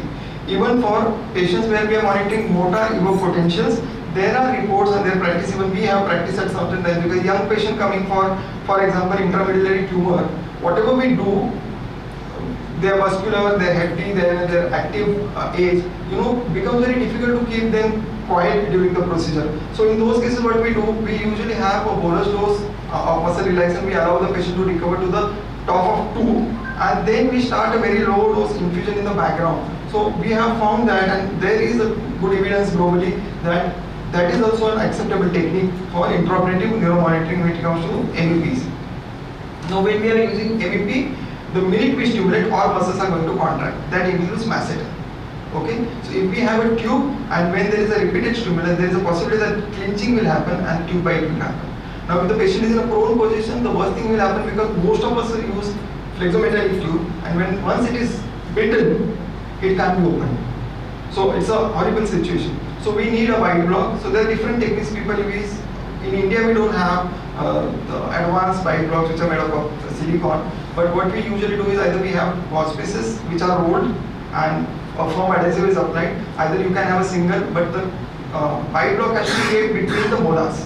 Okay. So what we prefer in our institute, we have 2 wide blocks. We have attempted either using 2 cc syringe or distilled water and covered, but that itself is a very traumatic thing. So we have stopped that. We have soft size, 2 centimeter size wide blocks which we keep on both the sides, and we prefer to fit the tube at the center, so that the possibility of tube bite is reduced. One is tube bite, second is tongue bite. So in prone position, tongue will protrude out, and then the masseter is, becomes active, and then there can be injury to the tongue. So wide block is must when we are using MEPs. So complications tongue bite I have already discussed. Now if the patient is unparalyzed, not paralyzed, and if the jerks are happening to the patient, there is a possibility of fractures or dislocation and even the soft tissue injuries. If the higher current is used at the time of delivering the current, that can cause burns. So management of loss of signal. So this is what I told you. Before we alert the surgeon that there is some problem, we have to look at the temperature, look at the blood pressure, look at the saturation, look at the anesthetic agents, rule out where we are not given any bolus, even the propofol bolus, and then announce it to the surgeon, because the minute we say, both the neurophysiologist, you do it regularly, right? And the surgeon will first look at us that what you have done. So first we have to make sure, that is why I said we need to have a very steady state of anesthesia in the background. Now this is how it goes, this is what it does. So simply avoiding volatile agents or using it in a very judicial way where very low doses are used. We, for scoliosis I am describing, so technique that we use. When we are doing motor hypopotentials and SSCP, so we use TIVA or TCI, so propofol based, we use fentanyl. So usual first bolus is 3 microgram per kg, ideal body weight, and then we have an infusion of 2 to 5 microgram per kg per hour. Okay? If we feel the need, then only we use muscle relaxants like atracurium or cisatracurium at the time of induction. But before that we always have first baseline recording before we make the patient probe. So one recording before muscle relaxants are given, second recording when the position happens. Usually it takes 20 to 25 minutes. By then the atracurium effect is gone. Then we ensure that the responses are good, and then we proceed. So we do not use dexmedetomidine because we are not very happy, because we try and avoid polypharmacy. Okay, we completely used opioid based anesthesia. We don't go for non-opioid based anesthesia or opioid sparing anesthesia. That gives a more stable intraoperative hemodynamics and more stable conditions for intraoperative neuromonitoring also. And with this also, even if we are using at 3 or 4 microgram per kg per hour, because we are not using muscle relaxants and a balanced TIVA, our patients usually get extubated on table also. Okay, only once or twice we had a situation where we had to extubate after an hour or so, but then hypothermia was an issue, that was long ago. But otherwise, even with the high fentanyl dose, we have not had problem. We are waiting for our license for the remifentanil. Probably that will change the scenario. Few of the hospitals in Pune have got the license. Our license is pending. Looking ahead, now there is a lot of study which is going on. So this is all electrical signal based, data based. So this data is getting collected, and now this data, once it is collected, it will go to the machine learning, and we'll have AI coming in, which will probably provide us immediate data processing. So once you have enough data, the minute we get a graph, for example SSCP or MEP, the machine itself will tell us what is expected. Okay, so that will become more quicker, will reduce the possibility of expert, but will not rule out the requirement of the expert. That is going to be our help. That is not going to replace us. Then it will also have combination of intraoperative neuromonitoring methods like SSCP, MEP, VEP, VAP can be combined together, and this is something called as all-in-one neuromonitoring. And there will be also a digital assessment and telesurgery which can be done with this. So experts will be sitting somewhere else, will be guiding the surgeon who is probably operating in a remote place, and probably will have a mobile access. So we may have devices in future where there can be a continuous assessment even after discharge. And there can be also compilation of the data pre-operative, intraoperative, post-operative, which will guide further treatment. So the same scenario now changes. Along with the patient, surgeon, nurse, anesthetist and neurophysiologist will have a central data processing unit, and that processing unit will process the data, will make the decision, and will alert the surgeon there and there itself. The green, yellow and red alerts will be there. So this is how the future is, and please believe me, this is not far away. The way AI is coming in, it's going to change the way we all practice. So I hope I have made the fundamentals clear, and a simple thing that I want to convey as a take-home message is intraoperative neuromonitoring is becoming a norm in neurosurgical and spine procedures. It definitely improves the patient outcomes with whatever limitation it has. It is safe, it can be cost effective. We as an anesthesiologist has a pivotal role in this particular monitoring process, and AI and machine learning will make it more applicable in the near future. If you have any doubts, we can discuss. Thank you so much. Explaining so beautifully the as I understood how we should manage the case, I request Dr. Miraj-Sangli madam to felicitate our speaker.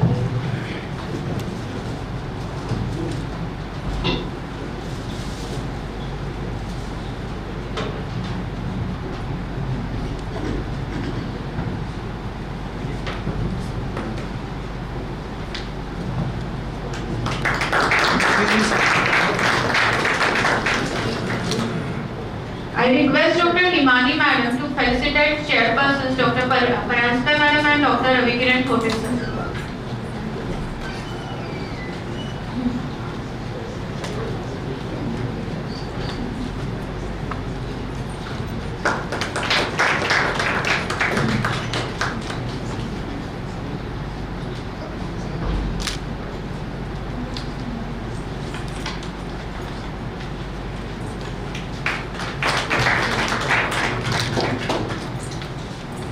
Thank you so much, ma'am. For the next lecture in the series, we have Dr. Manisha Katikar madam as a speaker, and topic for the lecture is post-operative cognitive dysfunction and prevention. For this, we have our respected HOD Dr. Ullas Misal sir and Dr. Manohar Mane sir as the chairpersons. Dr. Ullas Misal sir is professor and HOD of the Department of Anesthesia at the GMC Miraj. He has guided more than 30 MD and DNB students and have more than 10 research articles published in national and international journals. Further, he has worked at multiple places like Ratnagiri, Bid, Aurangabad, Kolhapur, Bidar, and so on. And sir has more than 24 years of experience as a teacher in anesthesiology. Our next chairperson is Dr. Manohar Mane sir. Sir was an ex-professor at Bharati Vidyapit Sangli and freelancer anesthesiologist in Sangli and Miraj nowadays. His areas of interest are neuroanesthesia and critical care. We all welcome you, sir. Now, before moving to the lecture, I would like to request Dr. Manohar Mane sir to introduce our speaker to all of us.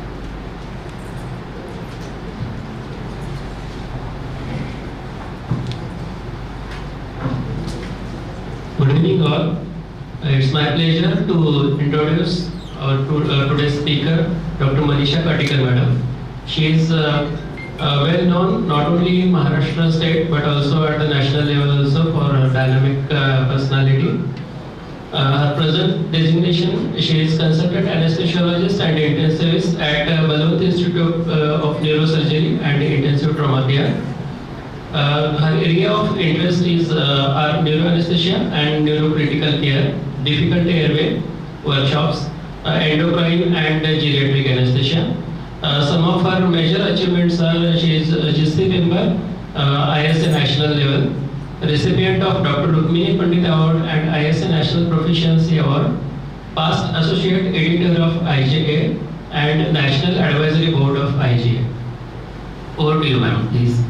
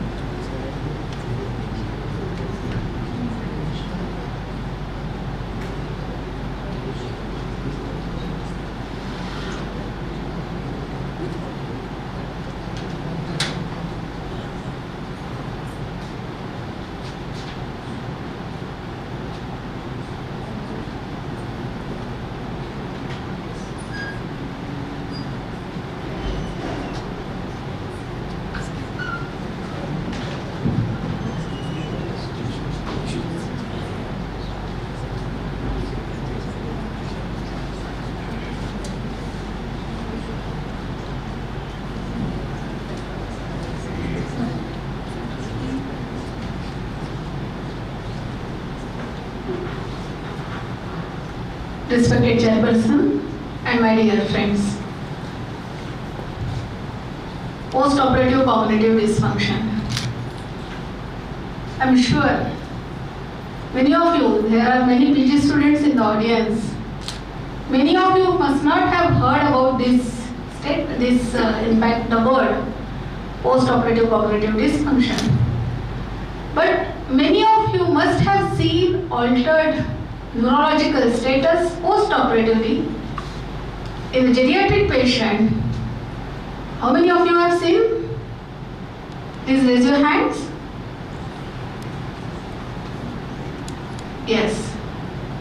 It is nothing called as either a post-operative delirium, or if we measure the cognition level right from the preoperative status, then it is post-operative cognitive deterioration or the dysfunction.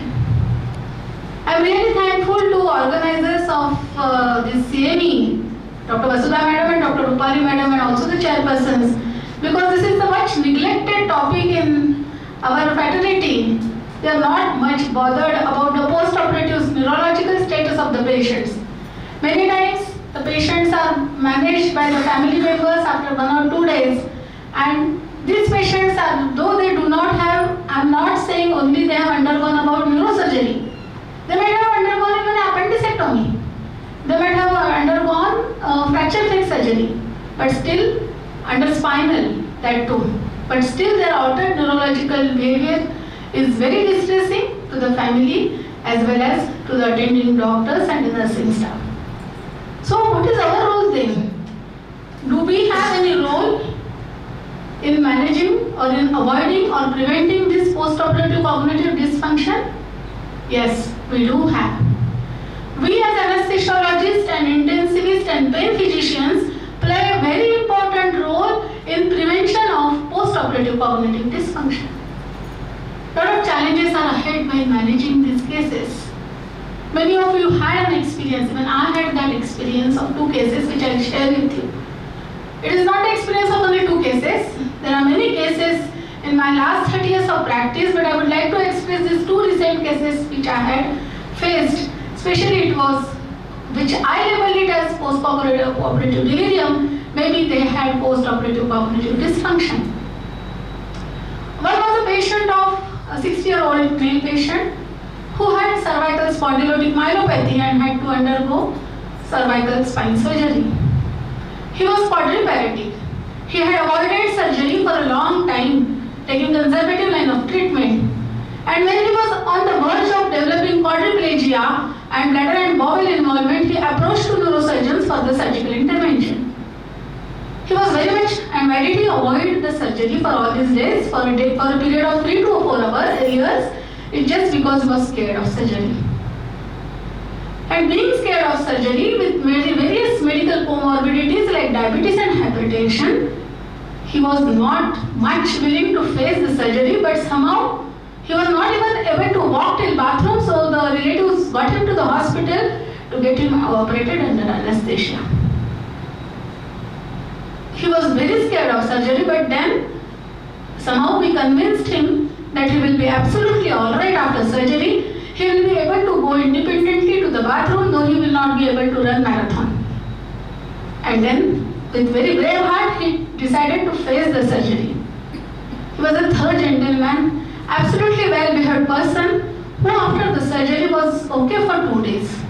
But later on, he became aggressive, very irritable, and we had to manage him with IV sedations and multiple polypharmacy, as what sir has mentioned. We had to take psychiatric consultation. He was very aggressive, abusive. He was hitting his family members, his wife, his son, and they all were very worried about him that when he was not willing for surgery, why did we force him to get admitted and get operated? Second was another patient, a 82-year-old man who fell in the bathroom, had intertrochanteric fracture femur, and being a high-risk patient, he was shifted to our neurosurgical hospital for the better ICU care. The case was absolutely done in the spinal, uneventful. But then, on the second post-operative day, he became very drowsy. He had all the signs of delirium, became alright after next 2 to 3 days. We thought of some metabolic dysfunction in the beginning. He was investigated for that. When it was post-operative delirium, It took him almost 7 to 8 days to recover from that episode of neurocognitive dysfunction. And luckily, with his so many illnesses, when he was not eating properly, he was on IV fluids, we could maintain him in the perioperative period and we could send him home. So these are the cases which we all are facing in our day-to-day anesthesia practice, and these are really challenging. When we work in operation theatre, it is a surgical team which we are working together. So why the surgical team is worried? Because this dysfunction, post-operative cognitive dysfunction, can persist for weeks to years, can delay patient recovery, can prolong hospitalization of the patient, can cause physical and mental harassment to the family and the patient, with increased mortality, and definitely there is a significant mental, economical and social burden on the patient and their families. And why we as anesthesiologists are concerned or worried about it? If you look into the figures, then you can see there are 5 important aspects that can cause POCD, which is the post-operative cognitive dysfunction, commonly called as POCD, and our anesthesia management is one of it. There are various factors which can cause POCD, like age of the patient, surgical type, but the anesthesia modality which is absolutely in our hand to manage, and the management of pain in the perioperative period, that both is in our hand, and if we control that, if we manage it properly, then definitely we are going to avoid that complication, that is the post-operative cognitive dysfunction. And I tell you, there are very simple ways to manage it. You do not need any hi-fi equipment or monitors, but it's only your clinical judgment and maybe some psychological concern that you need in the perioperative period for managing these patients. So what happens in this POCD? It is characterized by notable decline in the cognitive performance following anesthesia and surgery, which includes memory, attention, coordination, orientation, verbal fluency, and executive function. So, the patient is absolutely not what he was in the preoperative period, and this reduction in cognitive abilities contribute to the extended hospital stay and increased risk of morbidity and mortality associated with surgery. Let's see few definitions. I said post-operative delirium. I said post-operative cognitive dysfunction. But there is also one term called as pre-existing cognitive impairment. That means these are the group of patients who already have cognitive impairment, who are already diagnosed as a case of cognitive impairment and are taking multiple psychotropic drugs and are now admitted for surgical intervention. Another terminology is post-operative delirium, which I mentioned in the second patient. It refers to form of acute cognitive disruption, which is characterized by inattention, which has a fluctuating course and a cognitive disturbance. And what about POCD? To diagnose as POCD, we need to diagnose the cognition of the patient in the preoperative period. We need to document the cognition of that patient in the cognitive period, and if not done, then in the post-operative period with various assessment skills, we have to document it with the help of psychologists or the psychiatrists, and then only we can label it as post-operative cognitive dysfunction. And by definition, it can last up to, right from first day to 7.5 hours after surgery. So these are the very important things that I have already told you about differences between delirium as well as POCD. So this is what exactly this diagram is showing, the duration after anesthesia and surgery. The POCD can extend up to the years. This was an important study which was published in Anesthesiology, which mentions that these patients of the post-operative delirium as well as POCD may not be the same, and you have to monitor the patient with various psychological assessment scales to find out whether he has developed post-operative cognitive dysfunction or not. What is the incidence of POCD? See, this is what literature is mentioning, that the incidence is common in cardiac or orthopedic surgery. But as far as the case reports that have been published in the literature, any major surgery, any extensive surgery with major blood loss, patients can have post-operative cognitive dysfunction. It is typically seen in elderly patients more than 65 years of age. CME patients, there is a chance to develop 50 to 70% of the patient develop POCD, and 10 to 30% experience long-term cognitive function, which can be there for 6 months after the surgery. Even hip arthroplasty, there is a significant number of patients encountering POCD, and many of them still have persistent symptoms of POCD 3 months after post-surgery. So what are the risk factors for COPD? See again, patient, operation and anesthesia. So our anesthesia constitute about 30 to 40% of the factors which are considered as risk factors for development of POCD. So as we discussed, advanced stage, pre-existing cerebral, cardiac or vascular diseases, pre-operative mild cognitive impairment, low education level of the patient who is not able to understand what the exact surgery has to undergo, and when the patient, there is a history of alcohol abuse, all these patient factors can cause cognitive impairment. Extensive surgical procedure, intra and post-operative complications, and redo surgery. Again, all the examples for factors that can, from operation point of view, that can be considered as risk factors. Longer acting anesthetic because of long duration of surgery, marked disturbances in management of blood pressure, organ ischemia due to hypoxia and hypoperfusion, and intra or post-operative complications which are related to anesthesia can lead to post-operative cognitive decline. Why the age group? Why more frequently POCD is observed in elderly age group? The incidence is also more, and the duration of POCD is also more in elderly patients. Why? This is because there is a physiological decline in elderly patients, and they have higher chances of having multiple organ metabolic syndromes like diabetes and other organ like stroke or CVA, cerebrovascular diseases, and that is why they are more prone to develop POCD. Type of surgery, hip and knee arthroplasty. Why? Because again, prolonged surgical duration, increased surgical trauma, and there is potential occurrence of fat embolism. CME, why again? There is inadequate perfusion during cardiac surgery, and there are chances of cerebral macroembolism and inflammation. What about type of anesthesia? Shorter the duration of anesthesia, less is the chance of developing any post-operative cognitive dysfunction. A meta-analysis of 28 randomized controlled trial, which was published in 2018, concluded that incidence of post-operative cognitive dysfunction is lower in surgeries maintaining intravenous anesthesia with propofol compared to using inhalational anesthesia with isoflurane and sevoflurane. So this sentence also gives an important message to us that TIVA, especially with propofol, decreases the chances of POCD.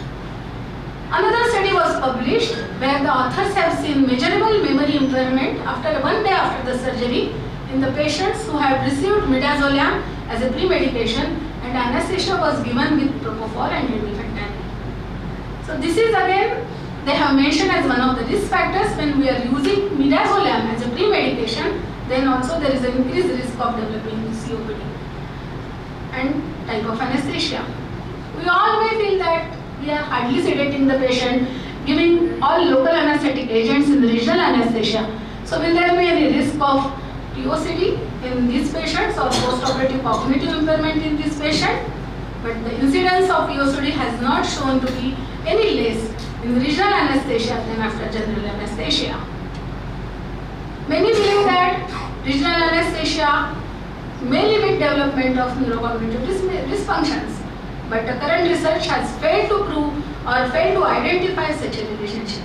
Recent articles have been published in 2018 and 17. They all say that the regional anesthesia do not prevent post-operative cognitive dysfunction. A large meta-analysis, which included 2,365 patients, found no difference in incidence of POCD after regional anesthesia or general anesthesia. So the prediction of risk for POCD definitely plays a vital role in pre-operative planning of our anesthetic techniques, because it is variation in our anesthetic techniques and drugs which we are going to use will definitely play an important role in management of these patients, especially for as far as the post-operative decline, neurological decline is concerned. A study was published by Zhu et al. In the year 2023, very recent study, and they have shown that this they have included hip surgery patients who have been given spinal anesthesia, and they have found that they have used dexmedetomidine for sedation, and they have found that there is a low incidence of delirium when compared to propofol for intraoperative sedation. So this is also another important study as far as POCD is concerned. In a meta-analysis of 7 studies that used dexmedetomidine within general anesthesia, POCD at day 7 post-operatively was significantly lower in the treatment group. Another important take-home message for as far as POCD is concerned. However, it remains unclear whether the reduction in neurological deficit that occurs after surgery is because of pharmacological action of dexmedetomidine itself or simply because of less brain depletion. Because all these cases, in all these meta-analysis and all the published cases, the anesthesia given was regional anesthesia. So our pre-operative management is very important. We have to find out whether there is a pre-operative cognitive impairment, clarity, functional impairment, depression, and we especially have to look for the patients who are taking various psychotropic drugs.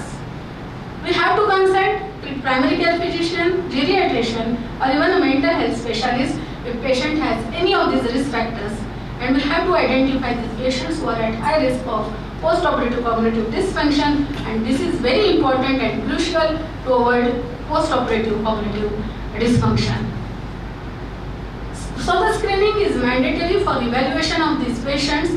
Numerous clinical studies have confirmed that preoperative cognitive impairment in older patients undergoing elective surgery has significant impact on post-operative recovery. Next important aspect is informed consent. How many of us do take an informed consent that patient might develop POCD after surgery? I don't think, even I don't think.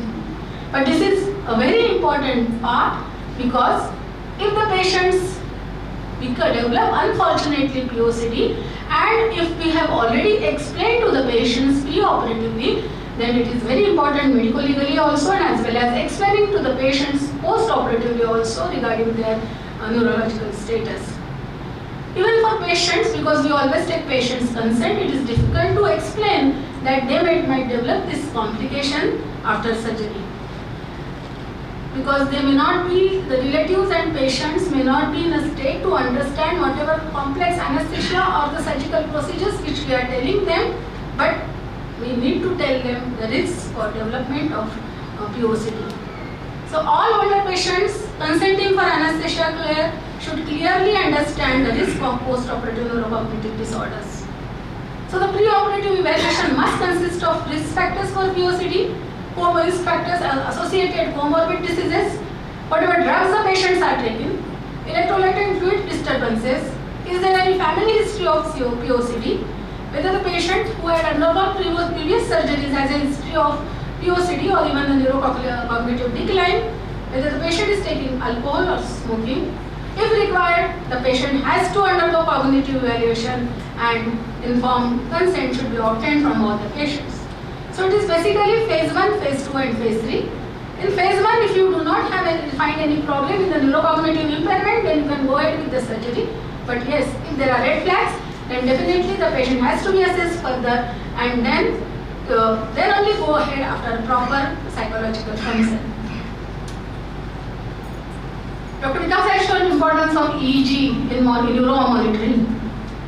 Here also, various perioperative monitors that can decrease the chances of developing cognitive dysfunction is EEG and cerebral oximetry. Many of us are using EEG for depth of anesthesia monitoring, and very few of us, maybe it is available or not, because in I don't know whether cerebral oximetry is available at higher centers or also still not using it. But what we are monitoring day in and day out for every surgery is blood pressure management. This is because many studies have shown that intraoperative hypotension, hypertension and blood pressure variability have resulted in development of neurocognitive decline. And therefore, it is very important to maintain normotension without significant variability and to avoid the risk of PND, that is perioperative neurocognitive decline. And as I mentioned again, pain management. Very important. We have playing role as pain physicians in the perioperative pain control. Again, a study was published very recently in 23 where Su et al. Has demonstrated that incorporating dexmedetomidine as an adjunct would reduce pain and enhance post-operative cognitive function. So dexmedetomidine is playing a very important role in avoidance of this complication. Various pathogenesis has been mentioned for development of POCD, right, from neuroinflammation and many things, but then how it develops is more important. So we must know the pathophysiology in development of post-operative cognitive decline, and we need to assess this patient in phase 1, phase 2 and phase 3 to tackle and avoid this complication of post-operative cognitive decline. So as I mentioned, the risk factors for POCD we all know, but there are some intraoperative factors which we can manage. This should not be too low or too high. Depth of anesthesia monitoring, it should maintain it within the normal range. Avoid intraoperative hypocapnia, avoid intraoperative hypo or hypertension, manage post-operative pain, avoid benzodiazepines, avoid excessive use of anticholinergic drugs, mobilize the patient as early as possible, and look at nutrition of the patient, avoid malnutrition in the perioperative period. So all these factors, cardiac surgery, pre-existing dementia, elderly age group, patients undergoing major surgery, invasive surgery, patients who have history of depression, who are on benzodiazepines, who are having history of post-operative delirium and atherosclerosis, stroke, CVA, hypertension, and patients who are not well educated, all are at the risk of developing post-operative cognitive dysfunction. So suppose we do not know anything about POCD in detail, we have not done cognition test for the patient. It is very important for us, we anesthesiologists, as I told you, anesthesia play important role in development of POCD. So how we are going to identify, yes, this patient has POCD and nothing there, and he should be started on these and drugs. Or this non-pharmacological therapy should be started to this patient. So a patient who had change in level of arousal, either hemidrowsy or maybe very irritable without any specific metabolic cause. He had delayed awakening from anesthesia. He had abrupt changes in cognitive function. He is confused, he is disoriented, he is not identifying his relatives. There is difficulty in speech. He is having incoherent speech, and there are quickly changing emotions. He may be crying. Second moment you may see him laughing. The third moment you may see him slapping one of his relatives, or he may shout at you. He may say bad words to you or even his family members. So all these things, there might be motor changes such as decreased motor movement, purposeless or restless movements. Then sleep and wake cycles are changed. Patient might be sleeping throughout the day and awake in the night, irritable and confused. There might be decreased appetite. Most of the patients have seen that they know that they are hungry, but whenever you feed them, they just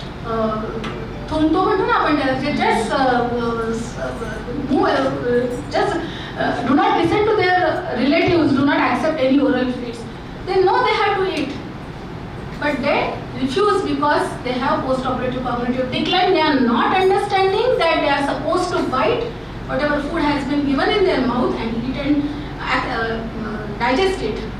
There is incontinence of urine and stools. That is also one of the symptoms of post-operative cognitive dysfunction. So many of the anesthesiologists which are managing ICU are seeing such type of complications. But remember that whenever such complication occur, we have to first rule out any metabolic or neurological factor to label it as a post-operative cognitive dysfunction. So what are the strategies? I will directly go to the perioperative strategies for managing these patients as far as anesthesia is concerned. Avoid use of sedatives in the elderly patient.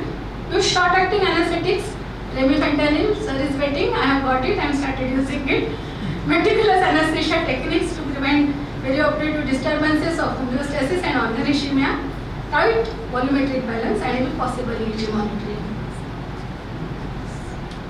Post-operative managements, they are extremely happy with opioids as far as POCD is concerned, but the outcomes, the research whatever has mentioned is that opioid sparing pain managements are often mixed. So The regional anesthesia techniques to manage post-operative pain are associated with decrease of opioid consumption and their role for preventing the development of POCD is less clear. So maybe if you are used in managing post-operative pain with opioids, the literature says, okay, you can go ahead. There are definitely certain non-pharmacological managements to manage this neurocognitive dysfunction. Assure good sleep to the patient. Whatever time of the 24 hours he is sleeping, assure him good sleep. Maintain proper nutritional hygiene.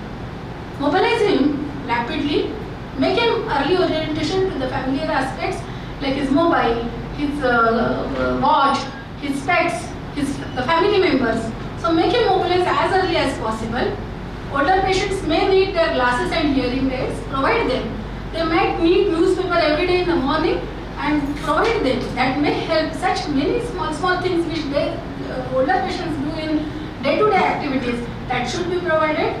Remove Foley's catheter as early as possible. This will also avoid urinary tract infection and will promote normal bowel function. Provide a calm environment. Whenever they are sleeping, many times you see the patients are sleeping at around 12 o'clock in the room, the relatives are watching TV with a large voice, noise. And there's a lot of relatives in the room sitting and talking to them. And this patient becomes irritable in the night and disturbs everything. So provide them a calm environment. And reorientation tools such as clock, calendar, removal of restraint devices is another way of avoiding this complication. And the National Institute for Health and Care Excellence have given some guidelines for management of this complication. Effective drugs like dexmedetomidine and haloperidol. Of course, consult any geriatrician or mental health expert. And since it is an inflammatory process, many have attempted mitigation with anti-inflammatory medications. There are multiple recent studies where they have used dexamethasone, and these RCTs are also published in 2017 and 16. However, and even a study of paracoxib has also been published. However, they have not found any promising results for the use of dexamethasone as well as paracoxib in this group of patients. So in a nutshell, the maximum strength of evidence that goes against POCD, more in favor of developing POCD is advanced age, lower educational status, previous stroke, and post-operative cognitive dysfunction, especially at hospital discharge. These patients may come up for prolonged time to us for follow-up or may need hospitalization for COPD. Respiratory complications, post-operative infection, duration of anesthesia, and reoperation all they have moderate or weak evidence. As far as we anesthesiologists are concerned, what are the evidences that causes decrease in the risk of POCD? EEG guided anesthesia and dexmedetomidine, they are shown to have strong strength of evidence, and propofol, ketamine, and all NSAIDs have shown to have weak evidence as far as prevention of POCD is concerned. So again, it is a multimodal chart. I'm not sure whether you are able to see, but whatever we have discussed in phase 1, phase 2, phase 3, we have to manage this patient. And the important take home message is you have to first diagnose perioperative cognitive impairment and diagnose post-operative delirium as well as post-operative cognitive impairment. Whatever is in your hand, maintain normal tension throughout the period. Avoid hypocapnia. Use dexmedetomidine. Avoid using many frequent changes in depth of anesthesia, too low or too high. So all these factors and good pain control in the post-operative period. That should be the take-home message to avoid this complication and be aware of this complication. This definitely occurs. We as anesthesiologists are playing an important role in avoiding this complication, and as our role is very important, we should look for these complications in the perioperative period, and it is very easy to manage but very difficult to answer if we have not looked for this complication. Thank you so much.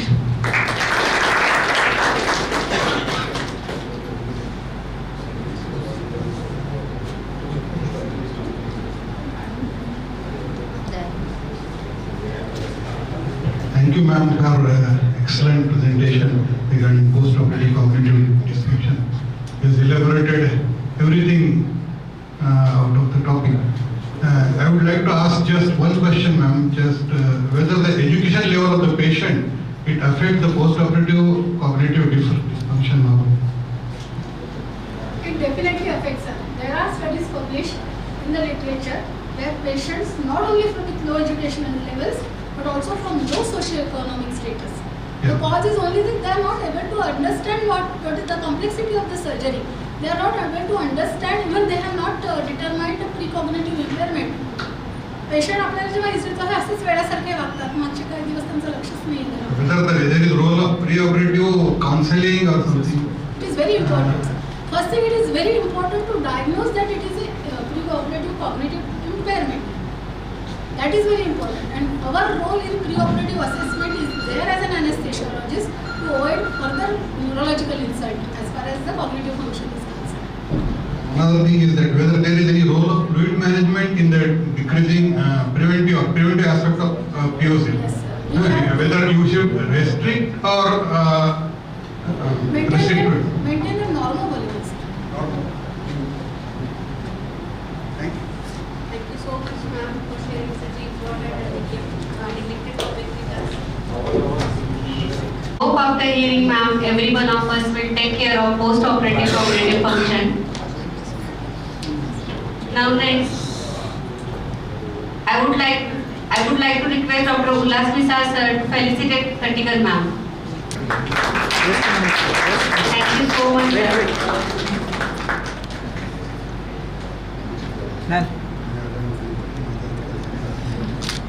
Madam.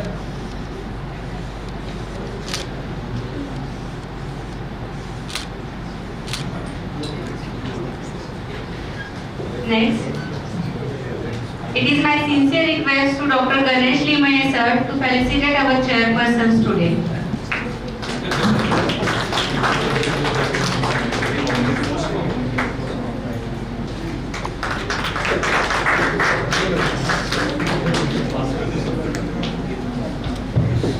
Now I request all the speakers to come forward for the panel discussion. Dr. Katikar madam, Dr. Karne sir, Dr. Baramgowda sir. I request Dr. Mane sir and Khote sir to please conduct the panel discussion. Good evening everyone. I know everyone is hungry now, but we will wind up the session very fast.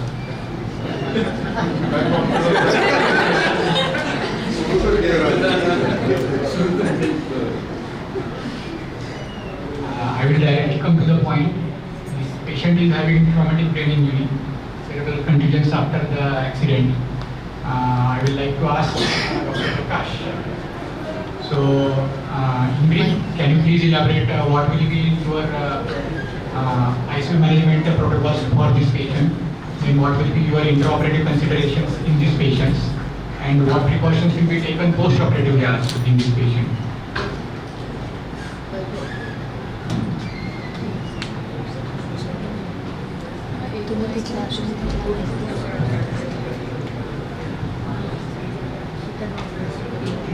Looking at the CT, which is showing several contusions, hemorrhage within the hemispheres and subdural hematoma. There is also displaced skull fracture, and it appears to be that GCS will be around 9 to 10. So whenever your patient has come to the casualty, usually surgeon want to rush for the surgery. If there is midline shift or if patient is deteriorating, you want to do the bifrontal craniotomy and put in the bone flap in abdomen. So GCS is 7. GCS is 7. We have to intubate the patient immediately first in the emergency ward only. Pre-operatively look for other injuries, whereas we usually go for CT chest, CT abdomen and long bone fractures. You intubate and hyperventilate the patient till you arrange the OT, arrange the blood. In intraoperative period, we have to mainly give the patient adequate anesthesia, maintain normal RPM, normal oxygen, normal fluid. And once they are done with the surgery, you usually put the patient on ventilator. And usually these kind of patients take at least 2 to 3 days to come out to retain their general condition. Sometime we may end up with post-operative tracheostomy in that prolonged state. I think Marisha ma'am will elaborate more. So role of mannitol in this patient. Mannitol pre-operative only we have to start in the casualty.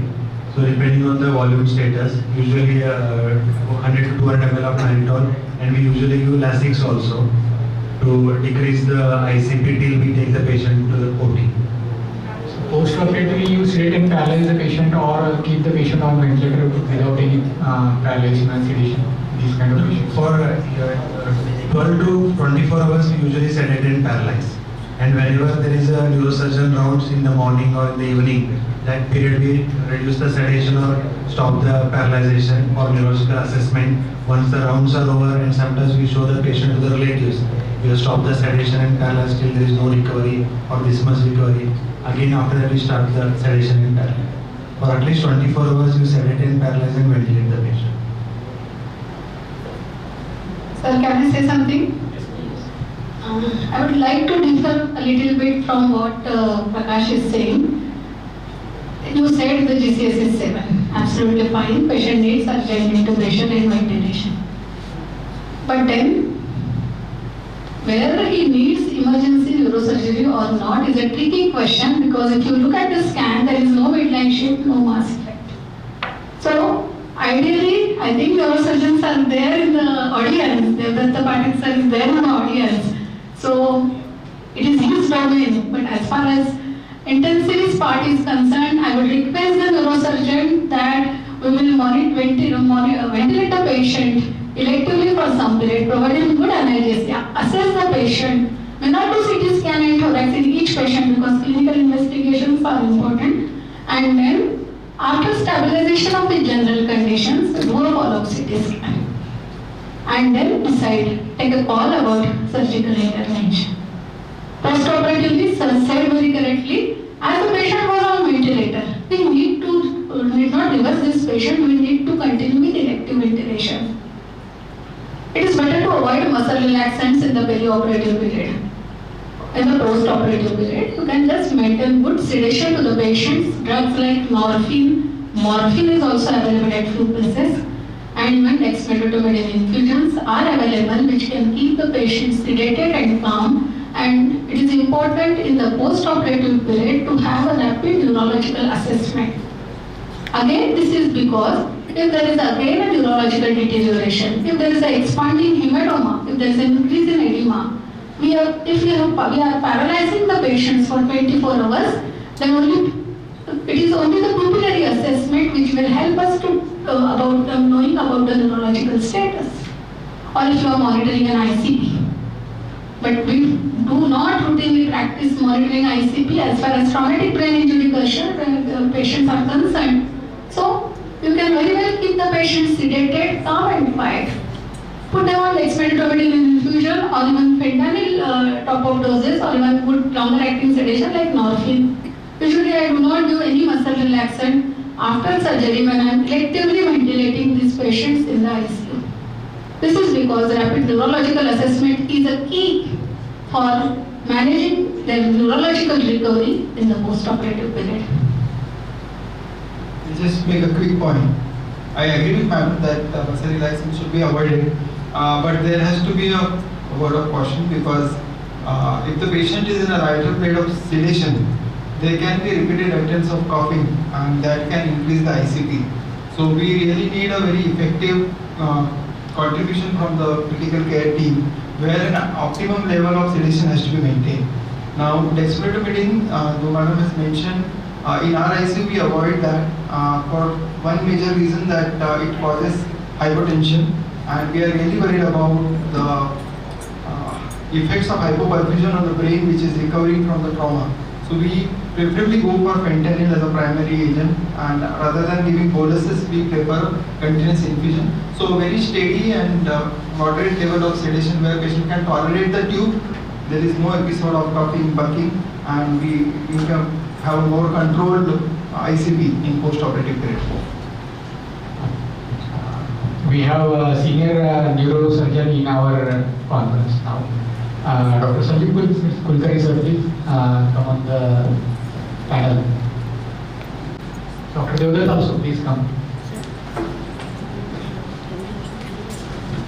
So we have just now discussed traumatic brain injury, first patient was there. So Dr. Prakash said he is comfortable with post-operative sedation and paralyzation. But madam said that they avoid the post-operative paralyzation and go on for sedation only. Sir is saying that he is okay with sedation, but if patient is bucking, cupping, or chances of raised ICP are there by struggling patient, then we can use paralyzation. Sir, what are your views on this, sir?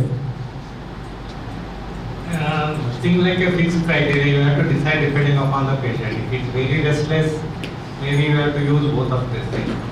And if you can manage without paralysis, it is slightly a better option. And sedation, probably when we were students, we used to use morphine, but the reversal of morphine was slightly difficult. So now we have about a short-acting analgesics, and this thing helps a lot. But I think in putting a fixed criteria is very difficult. If patient is very violent and he starts that restlessness will start increasing his ICT. So you may have to tighter depending upon the patient. And better, I feel still only sedation will be a better option rather than paralyzing him. Okay. The other side, you want to like to add anything? Okay. Here is the next patient, 60-year male. There is a hypertensive bleed.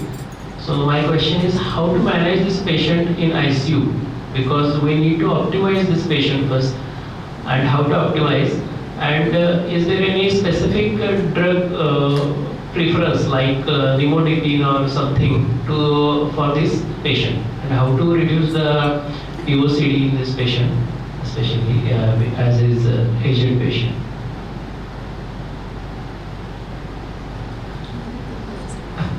Dr. Vikas, sir. See, I don't think there is any scope for preoperative optimization looking at the scan. I will probably pull this patient to OT directly the minute we get the scan. One thing we need to be very careful that I assume that looking at the size of the bleed, this patient must be having uncontrolled hypertension, and now with a bleed, with such kind of bleed, the patient is really having a malignant hypertension. The only effort that I would like to take is to control the blood pressure. So by the time the OT is getting ready and the logistics are being arranged, my effort will be to reduce the blood pressure. What is your drug of preference to reduce the blood pressure? It will depend on the patient's history, but what we prefer is labetalol. Okay, because labetalol works well. We give bolus and then put the infusion on. That gives a very steady state. Even the rate remains controlled. And I have to be very careful while I induce this patient, because I don't want hypertension, because the blood pressure is peaking to 190, 200 systolic, coming down directly to 60, 70 at the time of induction if I am using propofol. That will be more dangerous, and that will really change the overall outcome of the surgical effort that we will be doing. Is there any role of MTG for these patients to reduce the blood pressure? It can't be denied. Okay, can be used if the other drugs are not available. But probably labetalol is something which can be more helpful, because it will not have any impact on the intracranial. This thing MTG can cause some venous congestion, and MTG will also cause some tachycardia if you have to use higher doses. So labetalol will have a better control on both blood pressure and heart rate, and it has its own way of getting titrated and stabilizing the patient. Any effect of nimodipine, use of nimodipine? I don't think. I just want to add, as far as anesthesia management is concerned, Vikas has already mentioned it. Patient who is having a very high blood pressure at the time of induction may suddenly have a very low blood pressure at the time of induction.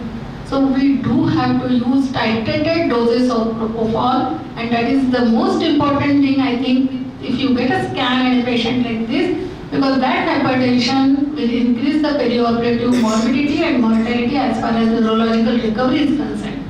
So that has to be very important. Of course, labetalol, I must say, it is a drug of choice for hypertensive intracerebral bleeds, and it has to be started as soon as you see the patients Sir said, assess the patients, if possible, do a 2D echo, find out his hypertensive status, his heart condition in the perioperative period, because it usually takes 1 to 2 hours to manage the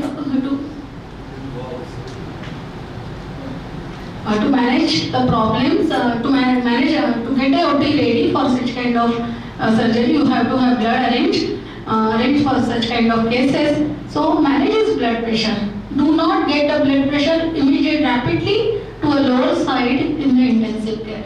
That is also one of the important. So you maintain blood pressure within plus minus 10 to 20% of what you have seen at the time when you see the patient. So it is 190, 120 when you saw it for the first time. Maintain it around 160, 90. Avoid sudden hypertension as well as hypertension. Give him good analgesia.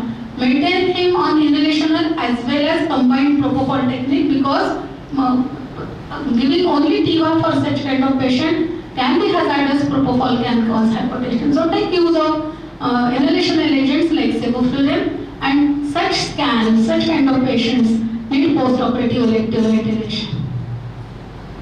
I just want to add, these kind of patients usually have autonomic dysfunction. There is wide fluctuation of blood pressure even intraoperatively and postoperatively. I recommend always everyone to put the arterial line and continuous beat-to-beat monitoring, and then beat-to-beat monitoring continued in the ICU also. Because try to avoid post-operative hypertension. That will produce a lot of, again, a rebleed and create a lot of problem. Only thing, you have to give a good analgesic. Because the main, sometimes the blood pressure goes up because of pain. So this produces a lot of pain.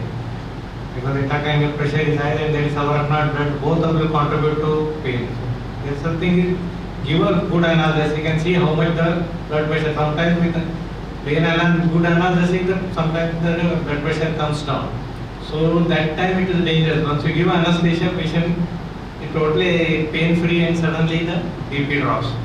And once when you are, that's what Madam told, that it's better to do elective ventilation, because if it suddenly comes out, he will experience a pain and blood pressure will tend to shoot up. So immediate post-op blood pressure going up is very dangerous, because it's a raw area and it produces a massive post-op bleeding and prognosis goes down dramatically. So post-operatively you want to continue relaxation, muscle relaxation and analgesia for this patient, or only sedation only? This same principle. Same principle to the It depends on the neurosurgeon also, because my side of my neurosurgeon, I never want my patient to bug. Okay. It's like not never a single bug. And injection agent of choice for this patient? No, I was coming to that. Yes. As Madam said, propofol if we are giving, we can give it in titrated doses. But we avoid using propofol in our institute for such patients, because even in smaller doses, even if we dilate, as Prakash mentioned that they usually have autonomic dysfunction. So even in the smaller doses, there can be some vasodilatation. So what we do, we use midazolam.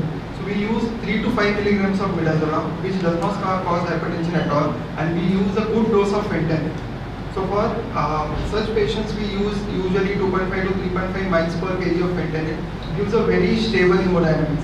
So even at the laryngoscopy, even when the laboratory is at a lower level, when blood pressure comes down to 140, 150, laryngoscopy will not cause that much of trace, and the blood pressure will still remain between 140 to 160. But we need to understand, when the patient comes to us with 190, 200 blood pressure, even 100 or 110 systolic, which otherwise we cause a normal tension, will be a hypertension for this particular patient. So for those patients, we need to maintain them somewhere between 140 to 160. Fentanyl midazolam works well. It reduces the possibility of hypertension and gives a very stable hemodynamics at the time of induction. Any role of etomidate for induction? Etomidate can be used, but I'll prefer a known devil than an unknown friend. So etomidate, if we are using daily, I think that is good, but I don't think any one of us is doing that. So I'll probably go for midazolam, fentanyl, or otherwise a very low titrate doses of propofol. So in that case, I'll give fentanyl, load the patient with fentanyl, wait for a minute, and then give propofol. So that I can reduce the requirement and the chances of hypertension. One more question, is there any role of preemptive scar block? for this patient, We for can give post-operative analgesia also. We can give. It will definitely work, as sir said. Yeah. Analgesia is very important. But looking at that scan, we won't get time. Maybe we can do it afterwards. So it won't be preemptive, but it will still add to analgesia. So many such cases where the craniotomy is large, we do give scalp block. Sometimes we give USG guided block also. It works excellent. Reduces the post-operative requirement. The fentanyl or sedation that we require is mainly to make the patient tolerate the endotracheal tube. How frequently you repeat the scalp block? Yeah, Not repeat. Usually do not repeat. Just slightly different with what Dr. Vikas is saying. Two neurosurgeons are sitting here. Will you allow me to give scalp block in 2 to 3 minutes? Yeah. So I will use scalp block before proceeding because that gives excellent analgesia. The dose of propofol, fentanyl, sevoflurane, everything decreases. I will use scalp block in 3 minutes, and I am sure once the patient is intubated, it is taking care of intracranial pressure, and that helps. And we get 3 minutes from neurosurgeon to give scalp block. If we have such a supportive neurosurgeon, then we can definitely do it. We also proceed with the scalp block with these two surgeons. We are lucky to have. This is 6-year-old female patient. She presented with nausea, vomiting, dehydration and headache. Diagnosed with medulloblastoma and posted for surgical suboccipitally craniotomy and tumor excision in prone position. So, can you in brief tell me what are the uncertain implications in this patient? She is medulloblastoma, prone position, 6-year-old. I think Rupali will answer this question very well because she has to face a webinar on Monday at ISA National on posterior craniotomy. You said it is a 6-year-old boy who already gives history of nausea, vomiting and dehydration. It is very important to assess his fluid status. It is elective surgery. The patient is already dehydrated, having vomiting, and the neurosurgeon, as soon as see this mass on the scan, they start him on mannitol as well as Lasix also if they want to. So it is very important to maintain the hydration status for that patient. We cannot wait for surgical stabilization of patients for such kind of scan much. So we have to maintain hydration, fluid and electrolyte imbalance. If it is there, we have to correct that. Preoperative assessment should include general examination of patient of a pediatric patient. Cardiac evaluation has to be done very properly in such kind of patient because many times these patients are associated with congenital heart diseases. So that has to be assessed if required. Opinion of the cardiologist and color Doppler may be needed. Depending upon that, you have to do assessment for that patient. So after a proper fluid status has been achieved, electrolyte imbalance has been corrected, this patient can undergo surgery. It's a prone position. We have to induce this baby, 6-year-old baby is already scared of all kind of surgeries which he has to undergo. So whenever you get a patient in the OT, the baby should be calm and quiet. If possible, give midazolam in the recovery room, but you have to monitor. You yourself has to stand there. Do not get a crying baby in the operation theatre. So get a calm baby in the operation theatre. Give some kind of drug which you are familiar with, which will avoid respiratory depressions in the recovery or in the outside the operation theatre. But get him sedated to the OT. Put him monitor. Patient is going to make a patient prone, so armor endotracheal tube will be preferred. A white block has been already mentioned, so that has to be put in the patient so that it will avoid any complication in his biting on the tube or chewing intraoperatively. Such patients need a very good eye care. That is the most important aspect because post-operative visual loss in prone position has been very well documented. So many things are available. GE has come up with a mirror, the head on the face on that spongy silicone bags plus a mirror to see. So many things are there. Silicone horseshoes. Nowadays nobody is using horseshoes. Suita frames are applied for such kind of elective surgeries. So eye care is another important aspect in the preoperative period. Intraoperatively, 5 P's, 5 N's. Normal tension, normal curvature, Normoxia. Then maintain blood sugar levels and avoid any hypertension or intraoperatively. So normocardia, normoxia, normotension, all these N's are very important in managing such kind of patients. And whenever we are giving prone position to the prone position, we have to avoid any compression on the abdomen as well as thorax, because again that will avoid any compression of neck also. That is why we are putting a flexometallic tube, and avoid any untoward event intraoperatively. If such things happen, if the surgery is smooth, definitely I would like to reverse this patient on table. But if there is any untoward event like posterior fossa craniotomy, they are very much near the brainstem, handling the brainstem. There might be unexpected bradycardia, unexpected tachycardia, hypertension, hypotension, unexplainable hemodynamic changes. Then it is always better to electively ventilate these patients without getting muscle relaxation. And taking care of postoperative pain, a 6-year-old baby is very important. I will go for preoperative skull block for these patients, mainly giving drugs in the posterior, both lesser and greater occipital and preferably blocking with good amount of drugs. And as they are putting Suglita, complete skull block is needed. Any role of neuromonitoring in this patient as the yes, definitely. Since we do not do neuromonitoring at I learned a lot of things from Vikas today. So definitely there is a role of neuromonitoring. I think Vikas will elaborate more on the role of neuromonitoring. There is definitely a role because the tumor is sitting exactly at the brainstem. So probably we will be monitoring cranial nerves and also we will be monitoring the motor move potential in this baby. But the challenge will again be the same, that prone position, and we have to use TIVA preferably.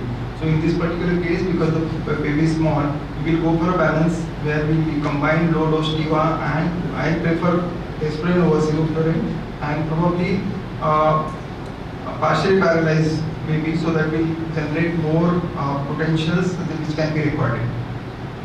But temperature regulation is very important. The minute we get into the patient gets into the hypothermia, the MEPs will be lost. So that is one thing. Second is again hypoxia and avoiding hypertension, if you want a continuous monitoring of this. So looking at the ventricles, what will be your plan? You would like to directly go for the... Sir, I have already operated this patient. Or you would like to put this intraventricular directly operate? Yeah, you have to operate it. Just to add what Vikas has said, post-operatively, general examination of patient, the cranial nerve is what you have mentioned is very important when you are examining the patient. Has to this patient properly. It is likely chance that if you estimate the patient, don't hurry treatment and give this patient as early as possible, because there is a lot of time that has to be already required. It may not the cardiologist and child of the emergency. So that is better to check the couple place after extubation, maybe after 4 or 5 hours. A proper investigator has gone into ICU to make sure that imbalance as possible. So that has because this patient is now 6-year-old, so this position might be crying for water or his baby. 6-year-old baby is already hurrying for opening. Scared of all kind of surgery on this, he has to do first. So whenever you get a patient with you should be calm and quiet. If possible, you have a lab in the recovery room, but you have to monitor. You yourself has to stand there. Do not get a crying baby in the operation theatre. So get a calm baby in the operation theatre. Give some kind of drug which you are familiar with, which will avoid respiratory depressions in the recovery or outside the operation theatre. But get him sedated meditation mode. Put him monitor. The tumor is operating.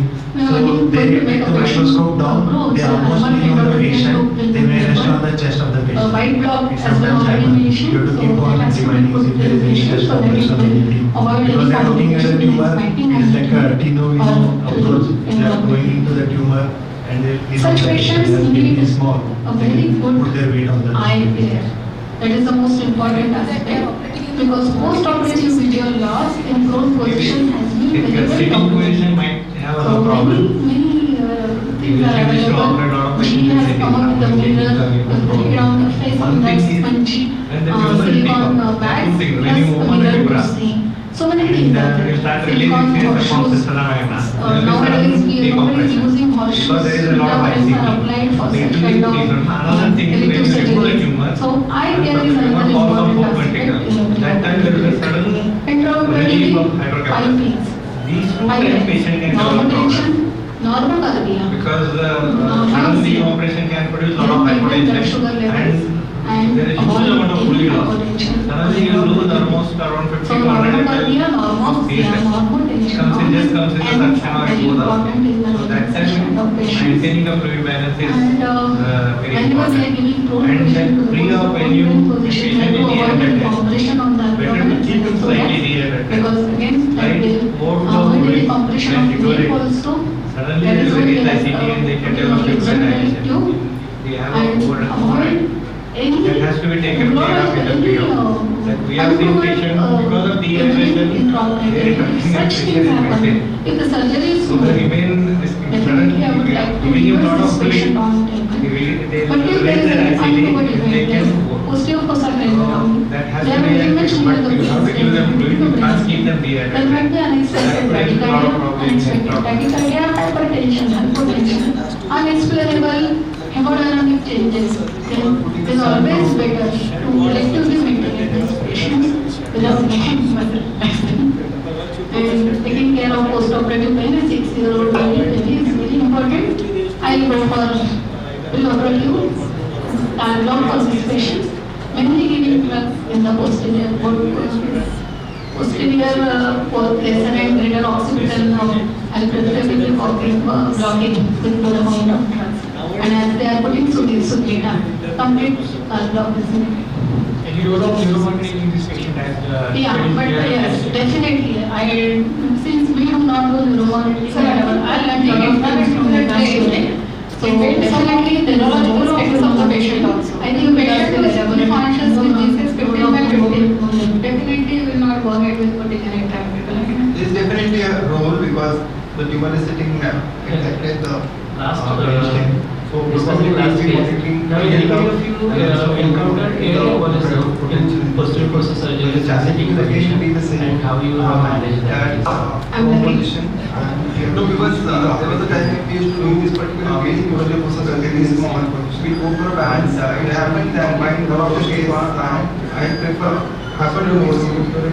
We had embolism and we partially paralyzed. So we again maintain after 4 days. Again we had potentials. This happened on third time. But temperature regulation is very important. We have to take it that time. We have to do more increase in physiological position. Except for that one particular case, we have managed our hypertension successfully. We want we have had hypertension also. So looking at the vehicles, what will be your plan? What we do is for every patient we have Sir, I have already operated couple tests done. Because Or we would like to push this intraventricular because otherwise directly by operate. temperature Yeah. 27% pediatric patient has a risk of Just to add what Vikas has said, post-operatively, whether to extubate, the cranial nerve axis, what he has mentioned is very important when you are extubating the patient. Because these patients, there is a likely chance that if you extubate the patient, don't hurry and give them oral feeds as early as possible because there is a lot of handling of lower cranial nerve. It might be such kind of tumor in post-operative. So it is better to check the cuff reflex after extubation, maybe after 4-5 hours. Do not be in a hurry in the ICU to feed them as early as possible. So that has because the baby is 6-year-old, so they might be crying for water or food and is already alert. And then you need to hurry for feeding such kind of patients who are operated in. we have already started using perioperative Used to have to do practical and in things. good number of cases Looking at the scan or exposure, I think treatment again is the flex the same. neck. Alert They want more stop exposure in surgery, both positions. They start want to keep on the irrigating flexing fluid neck. So there to the packing. if the check on On flexion, our part, to if possible, to change the the position. we shouldn't be able to Give 100% oxygen smaller and try and aspirate the air. Usually it doesn't happen unless it's a Second large thing, when they are volume operating, and surgery is in support the meditation, hemodynamics. looking at So the during tumor this is process, operating we have to So they take the microscope down, they almost lean on the patient, they may rest on the chest of the patient. Sometimes happens, you have to keep on reminding them that they just don't rest on anything. Because they are looking at the tumor, it's like a kilo, approach, they are going into the tumor and they lean on the patient and they support the so hemodynamics as a put their routine, weight but on not that. until dedicated usually avoid direct using atropine unless it is really Sitting position can have a problem. like Usually we used to operate a lot of patients in sitting. PAP is a controversial thing. It's a great thing. There are pros and there are cons. When the tumor is decompressed, there are two things. When you move on a tumor and when you start releasing CSF from cisterna magna, there will be sudden decompression because there is a lot of ICC. All problems which start in Another thing is when you remove the tumor, when the tumor falls on fourth ventricle, that time there will be sudden release of hydrocapsular. These two times patients can develop problems. Because sudden decompression can produce a lot of hypotension and a huge amount of fluid loss. Suddenly you lose almost around 50 to 100 ml of CSF. And we have only one constitution It is always a very important solution. And then patient in the end better to keep him slightly near. Patient had a severe ear emboli, spreading the ear, it was low. And actually, we have to go and compress the whole shoulder because he's not able to see where the nerve is getting served. Because he was irrigating, but again he's accumulating the ear embolism. We have to go and compress both the uvula so he could see where the sinus is open or where it is open. To identify then again come back to the. That has to be a change the position. You have to give them that you can't keep them dehydrated. That produces a lot of problems. Patient doing well. We have to post-operatively ventilate the patient, but patient didn't. Putting the shunt, whenever it happens, I don't know how much you have actually seen it, but whenever it happens, ETCO2 classically starts coming down. So with every tracing, it will start falling by 1 or 2. Classically, declining ETCO2 tracing, and no one can miss it. The minute you see it, we had, because we used to do it so often, and we had to resident level, they used to say, sir, ETCO2 niche aa raha hai. So, and even surgeon used to continuously say, junior anesthetist is attending, ETCO2 पे ध्यान रखो. So it is something which is very classic and can't be missed. And the minute you picked up and if you respond, if you have a direct communication with the surgeon, it's magic. So I think the intraventricular But it's tray better that we don't depends upon the physiological status of the patient also. If the patient who is fully conscious with G6 15 by 15, definitely you will not go ahead with putting an intraventricular tray.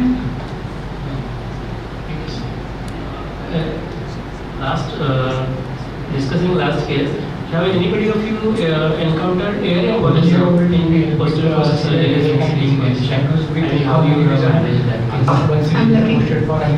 No, because there was a time we used to do many posterior fossa surgeries in sitting position, and it happened that in one of the cases happened to be so. As far as neuroanaesthesia is concerned for such a patient, the anesthetic principles are not going to change much. As far as maintenance of anesthesia and induction of anesthesia is concerned, you have to give good pre-medication, avoid all pressure responses at the time of induction as well as intubation. You must locks. This patient with accommodation may not use much adequate time because the surgeons are insisting you for rapid induction or not giving you much time to be operated as good as an emergency. But then you get with the patient ready for operation, you have to assess the patient to make a bed with RECO if the time permits, or when the time has come for us to learn to RECO and to have at least some elements. You have to assess electrolyte as well as ECG of that patient very properly. Electrolyte imbalance is known in those patients, ECG changes are known in those patients, cardiac status is currently many of the patients, many of these patients have previous history of hypertension. So we have to have a good cardiac assessment in this patient. Maintenance of anesthesia, giving good IV fluids, because first said we restrict the fluids. Even if a patient, adult patient who comes for tumor surgery, I may restrict the fluids because it ultimately is the surgeon who is always telling us don't give much fluids. They are always worried about less IC.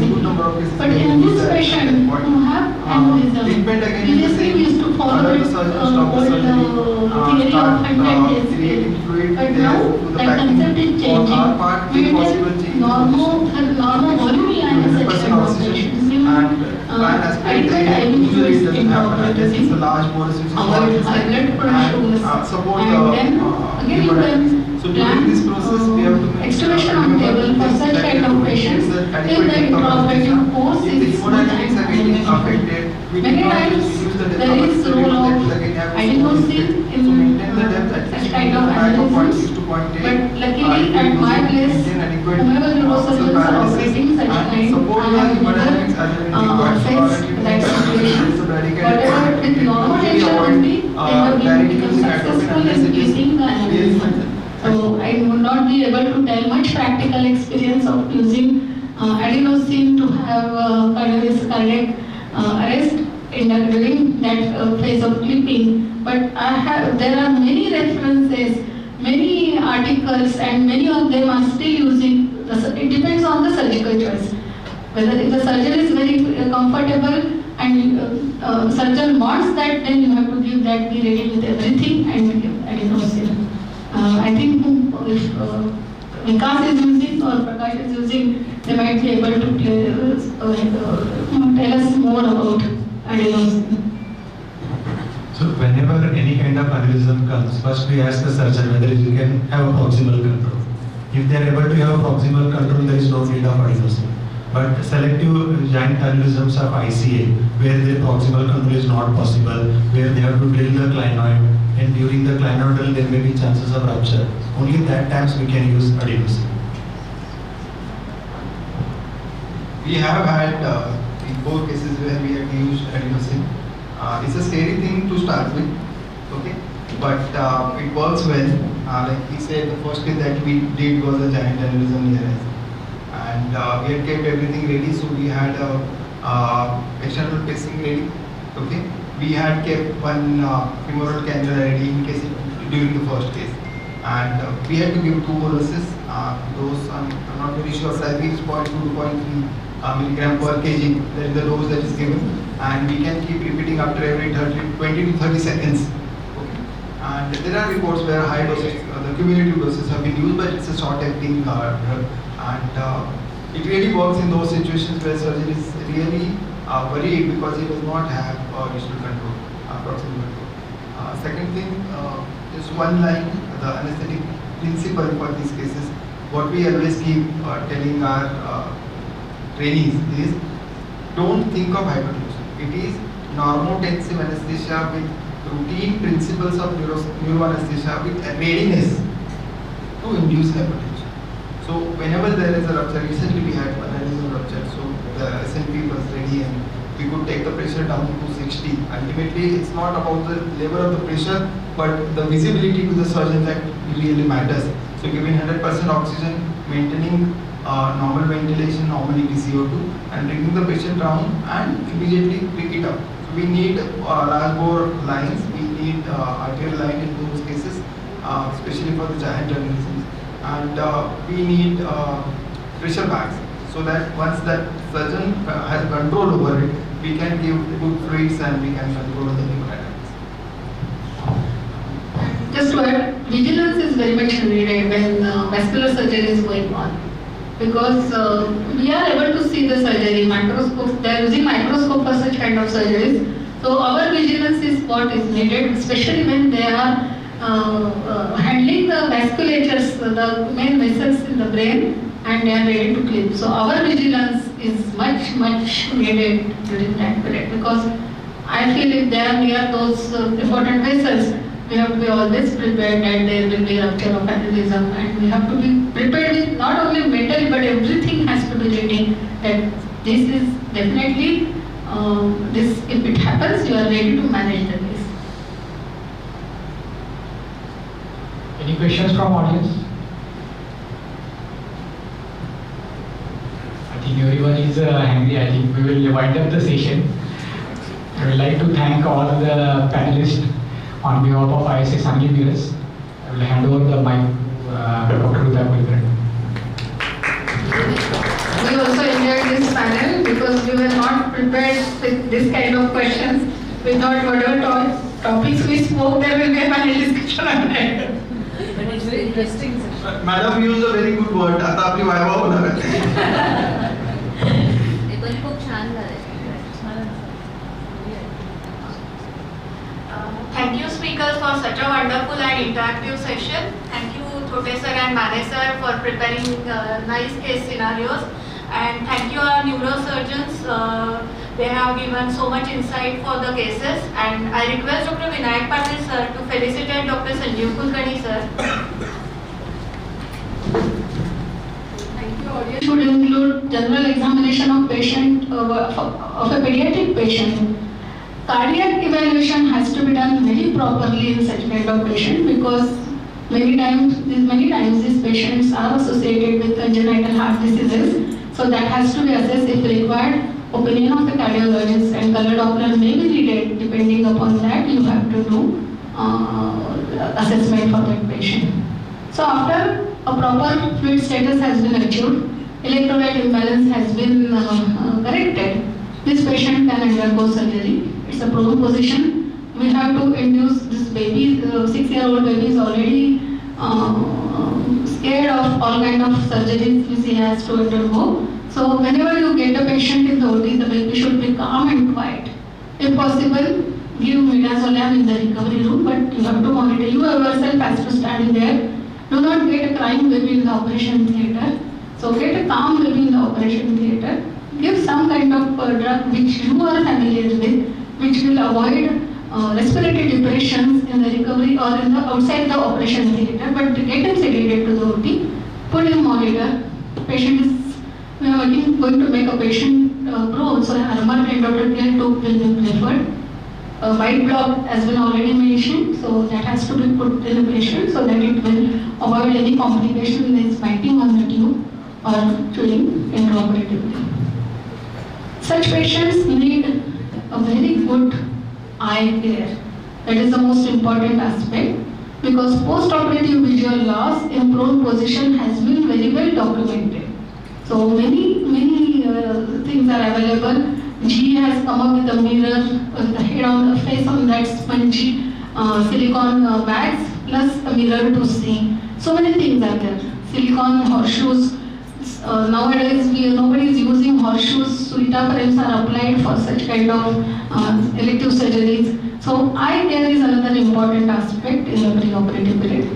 Intraoperatively, 5 P's, 5 N's. Normal tension, normal curvature, normoxia, then maintain blood sugar levels and avoid any hypotension or intraoperatively. So normal curvature, normoxia, normal tension, all these N's are very important in managing such kind of patients. And whenever we are giving prone position to the prone position, we have to avoid any compression on the abdomen as well as thorax because again that will avoid any compression of neck also. That is why we are putting a flexometallic tube and avoid any untoward event intraoperatively. If such things happen, if the surgery is smooth, definitely I would like to reverse this patient on table. But if there is any untoward event like posterior fossa craniotomy, they are very much near the brainstem, handling the brainstem. There might be unexpected bradycardia, unexpected tachycardia, hypertension, hypotension, unexplainable hemodynamic changes. Then it is always better to electively ventilate these patients without getting muscle relaxing. And taking care of post-operative pain, a 6-year-old baby is very important. I will go for preoperative scar block for these patients, mainly giving drugs in the posterior both lesser and greater occipital and preferably blocking with good amount of drugs. And as they are putting Sugeta, complete block is needed. Any role of neuromonitoring in this patient as the yes, definitely. Since we do not do neuromonitoring at I learned a lot of things from Vikas today. So definitely there is a role of neuromonitoring. I think Vikas will elaborate more on the role of neuromonitoring. There is definitely a role because the tumor is sitting exactly at the brainstem. So probably we will be monitoring cranial nerves and also we will be monitoring the motor move potential in this baby. But the challenge will again be the same, that prone position, and we have to use TIVA preferably. So in this particular case, because the baby is small, we will go for a balance where we combine low dose TIVA, and I prefer aspirin over sevoflurane, and probably partially paralyzed baby, so that will generate more potentials which can be recorded. But temperature regulation is very important. The minute we get into the patient gets into the hypothermia, the MEPs will be lost. So that is one thing. Second is again hypoxia and avoiding hypertension, if we want a continuous monitoring of this. So looking at the ventricles, what will be your plan? You would like to directly go for the... So I have already operated this patient. Or you would like to put a this intraventricular, directly operate. Yeah, you have to operate it. Just to add what Vikas has said, post-operatively, whether to extubate, the cranial nerve icis, what he has mentioned, is very important when you are extubating the patient. Because these patients, there is a likely chance that if you extubate the patient, don't hurry and give them oral feeds as early as possible, because there is a lot of handling of lower cranial nerves, 8, 9, 10 nerves with such kind of tumor in posterior fossa. So it is better to check the cuff reflex after extubation, maybe after 4-5 hours. Do not be in a hurry now in the ICU to feed them as early as possible. So that has, because the baby is 6-year-old, so then he might be crying for water or food if he's totally alert. But then you need not hurry for feeding such kind of patients who are operated in for posterior fossa. Just to add two practical things, looking at the scan for exposure, I think neurosurgeon will flex the neck. They want a more exposure in prone position, they are going to keep on the flexing the neck. So you have to keep the check on flexion, you have to put 2 or 3 fingers. There shouldn't be any tube kinking, because smaller phalangometallic tubes are not frequently available. Second thing, when they are operating, surgeon is in meditation mode. He's looking at the tumor, he's operating. So they take the microscope down, they almost lean on the patient, they may rest on the chest of the patient. It sometimes happens. You have to keep on reminding if there is any chest compression or anything. Because they are looking at the tumor, it is like a Tino-Vino approach. They are going into the tumor and they lean on the patient. As baby is small, they can put their weight on the baby's chest. We are lucky that they are operating in prone, not in sitting. Maybe like sitting position might have a problem. Previously we used to operate a lot of patients in sitting. Now we change it again to prone. One thing is, when the tumor is decompressed, there are two things. When you open a dura and when you start releasing CSF from cisterna magna, there will be sudden decompression because there is a lot of ICT. So it will decompress. Another thing is, when you remove the tumor, when the tumor falls on fourth ventricle, that time there will be a sudden relief of hydrocephalus. These 2 times patient can develop problems because sudden decompression can produce a lot of hypotension and there is huge amount of fluid loss. Suddenly you lose almost around 50 to 100 ml of CSF. Just comes in the suction or it goes out. So that time maintaining a fluid balance is very important. And pre-op, when patient is dehydrated, better to keep him slightly dehydrated. Slight overflow of fluids can deteriorate. Suddenly there will be raised ICT and they can develop pupillary dilation. If we have a override, that has to be taken care of in the pre-op.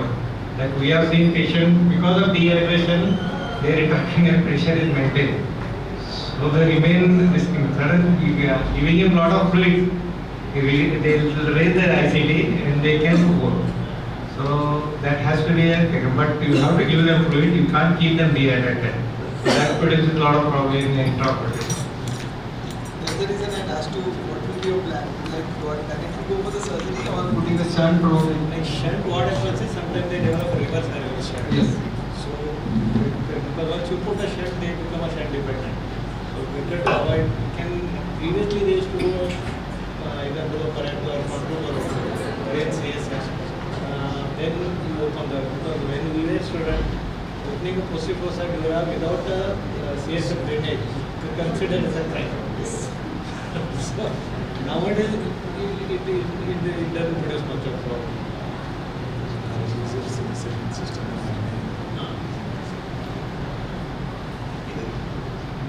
Sir, I think putting intraventricular drain depends upon the neurological status of the patient also. If the patient is fully conscious with GCS 15/15, definitely will not go ahead with putting an intraventricular drain.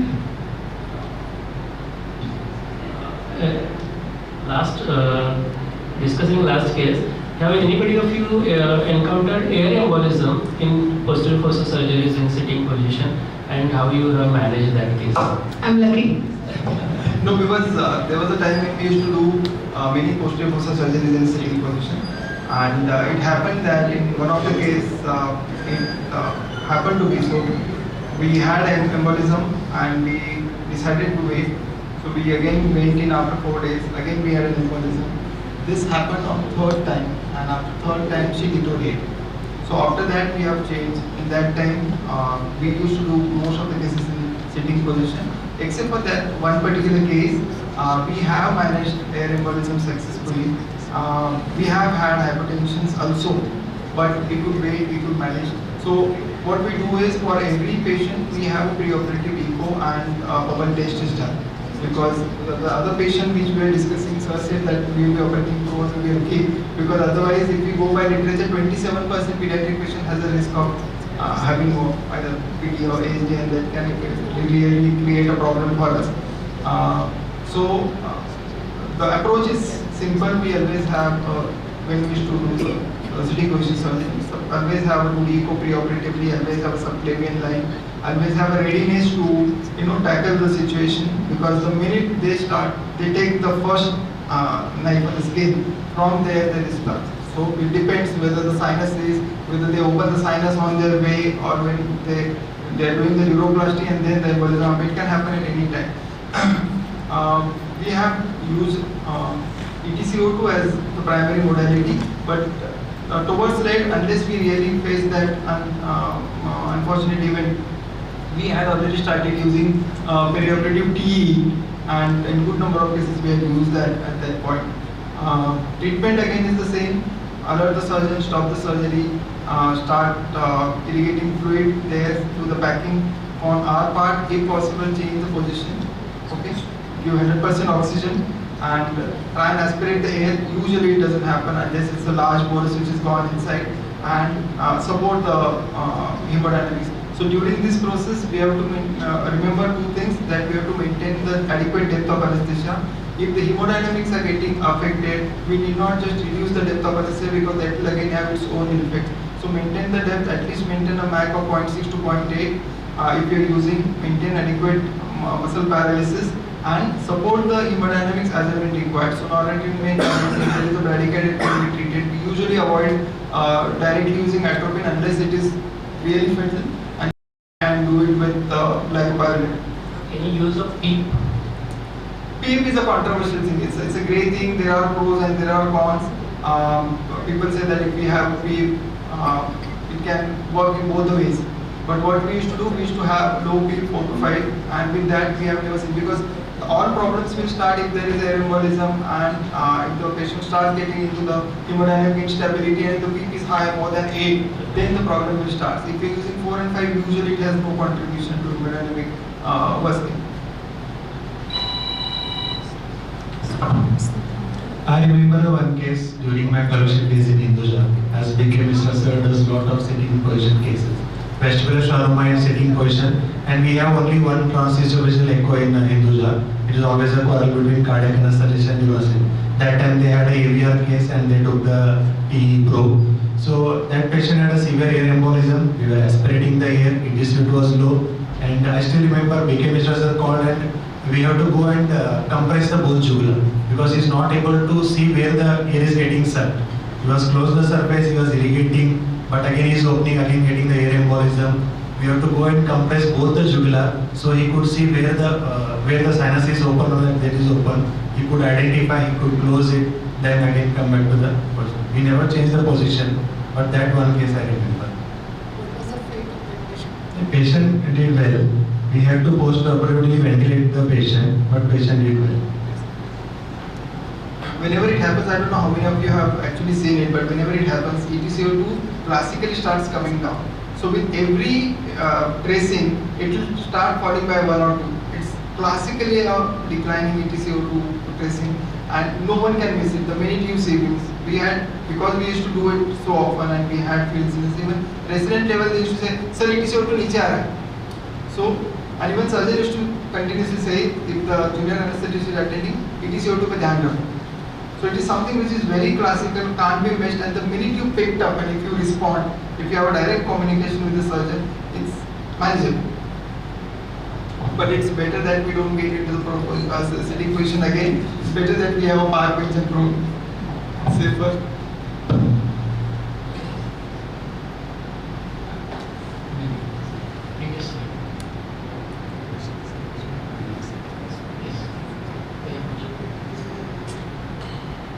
Year-old female with severe headache and dizziness, diagnosed with ecom aneurysm, almost 1 centimeter, posted for aneurysm cleaning. What are the anesthetic considerations intraoperatively? Manisha madam. As far as neuroanesthesia is concerned for such patient, the neuroanesthetic principles are not going to change much. As far as maintenance of anesthesia and induction of anesthesia is concerned, you have to give good pre-medication, avoid all pressure responses at the time of induction as well as intubation, give good skull locks. This patient with ecom aneurysm may not give you much adequate time because the surgeons are insisting you for rapid induction or not giving you much time in the preoperative period. It's as good as an emergency. But then, till you make the patient ready for operation, you have to assess the patient.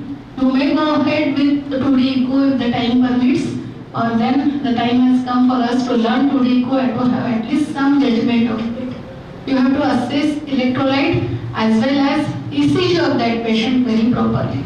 Electrolyte imbalance is known in this patient, ECG changes are known in this patient, cardiac status is deranged in many of the patients. Many of these patients have ILD, myocardial previous history of myocardial infarct. So we have to have a good cardiac assessment in this patient. Maintenance of anesthesia, giving good IV fluids, because as said we restrict the fluids. Even if a patient, adult patient who comes for tumor surgery, I may restrict the fluids because it ultimately it's the surgeon who is always telling us don't give much fluids. They are always worried about raised ICP. But in this patient who have aneurysm, previously we used to follow that old theory of Hunt and Hay scale. But now that concept is changing. Maintain normal volumina in such kind of patients. Giving adequate IV fluids intraoperatively. Avoid high blood pressure sugars. And then again you can plan extubation on table for such kind of patients if the intraoperative course is smooth and uneventful. Many times there is the role of adenosine in such kind of aneurysms, but luckily at my place, whomever neurosurgeons are operating such kind, I have never faced that situations. Whatever with normal tension only, they have become successful in clipping the aneurysm. So I would not be able to tell much practical experience of using adenosine to have cardiac arrest during that phase of clipping. But there are many references, many articles, and many of them are still using. It depends on the surgical choice. Whether if the surgeon is very comfortable and surgeon wants that, then you have to give that, be ready with everything and give adenosine. I think if Vikas is using or Prakash is using, they might be able to tell us more about adenosine. So whenever any kind of aneurysm comes, first we ask the surgeon whether you can have a proximal control. If they are able to have a proximal control, there is no need of adenosine. But selective giant aneurysms of ICA, where the proximal control is not possible, where they have to drill the clinoid, and during the clinoid drill there may be chances of rupture. Only that times we can use adenosine.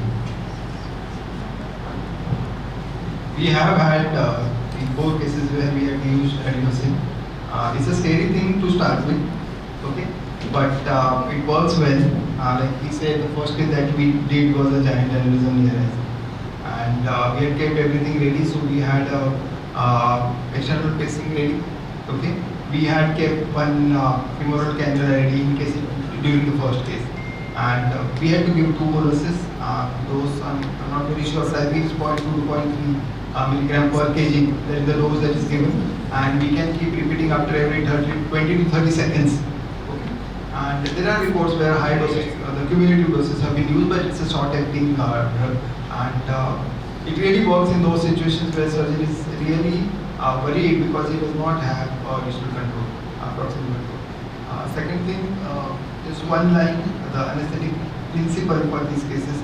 What we always keep telling our trainees is, don't think of hypertension. It is normotensive anesthesia with routine principles of neuroanesthesia with readiness to induce hypertension. So whenever there is a rupture, recently we had one aneurysm rupture, so the SNP was ready and we could take the pressure down to 60. Ultimately, it's not about the level of the pressure, but the visibility to the surgeon that really matters. So giving 100% oxygen, maintaining normal ventilation, normal ETCO2, and bringing the patient down and immediately pick it up. So we need large bore lines, we need arterial line in those cases, especially for the giant aneurysms, and we need pressure bags, so that once that surgeon has control over it, we can give good fluids and we can control the hemodynamics. Just to add, vigilance is very much needed when vascular surgery is going on, because we are able to see the surgery, microscope, they are using microscope for such kind of surgeries. So our vigilance is what is needed, especially when they are handling the vasculatures, the main vessels in the brain, and they are ready to clip. So our vigilance is much needed during that period, because I feel if they are near those important vessels, we have to be always prepared that there will be rupture of aneurysm, and we have to be prepared with not only mentally but everything has to be ready, that this is definitely, this if it happens, you are ready to manage the case. Any questions from audience? I think everyone is hungry. I think we will wind up the session. I would like to thank all the panelists on behalf of Miraj-Sangli Miraj. I will hand over the mic to Dr. Kulkarni. We also enjoyed this panel because we were not prepared with this kind of questions. We thought whatever topics we spoke, there will be a panel discussion on that. But it's very interesting. Madam used a very good word. आता आपली viva होणार आहे. ते पण खूप छान झाले. Thank you speakers for such a wonderful and interactive session. Thank you Thote sir and Mane sir for preparing nice case scenarios. And thank you our neurosurgeons. They have given so much insight for the cases. And I request Dr. Vinayak Patil sir to felicitate Dr. Sanjeev Kulkarni sir. Thank you, audience. I request Dr.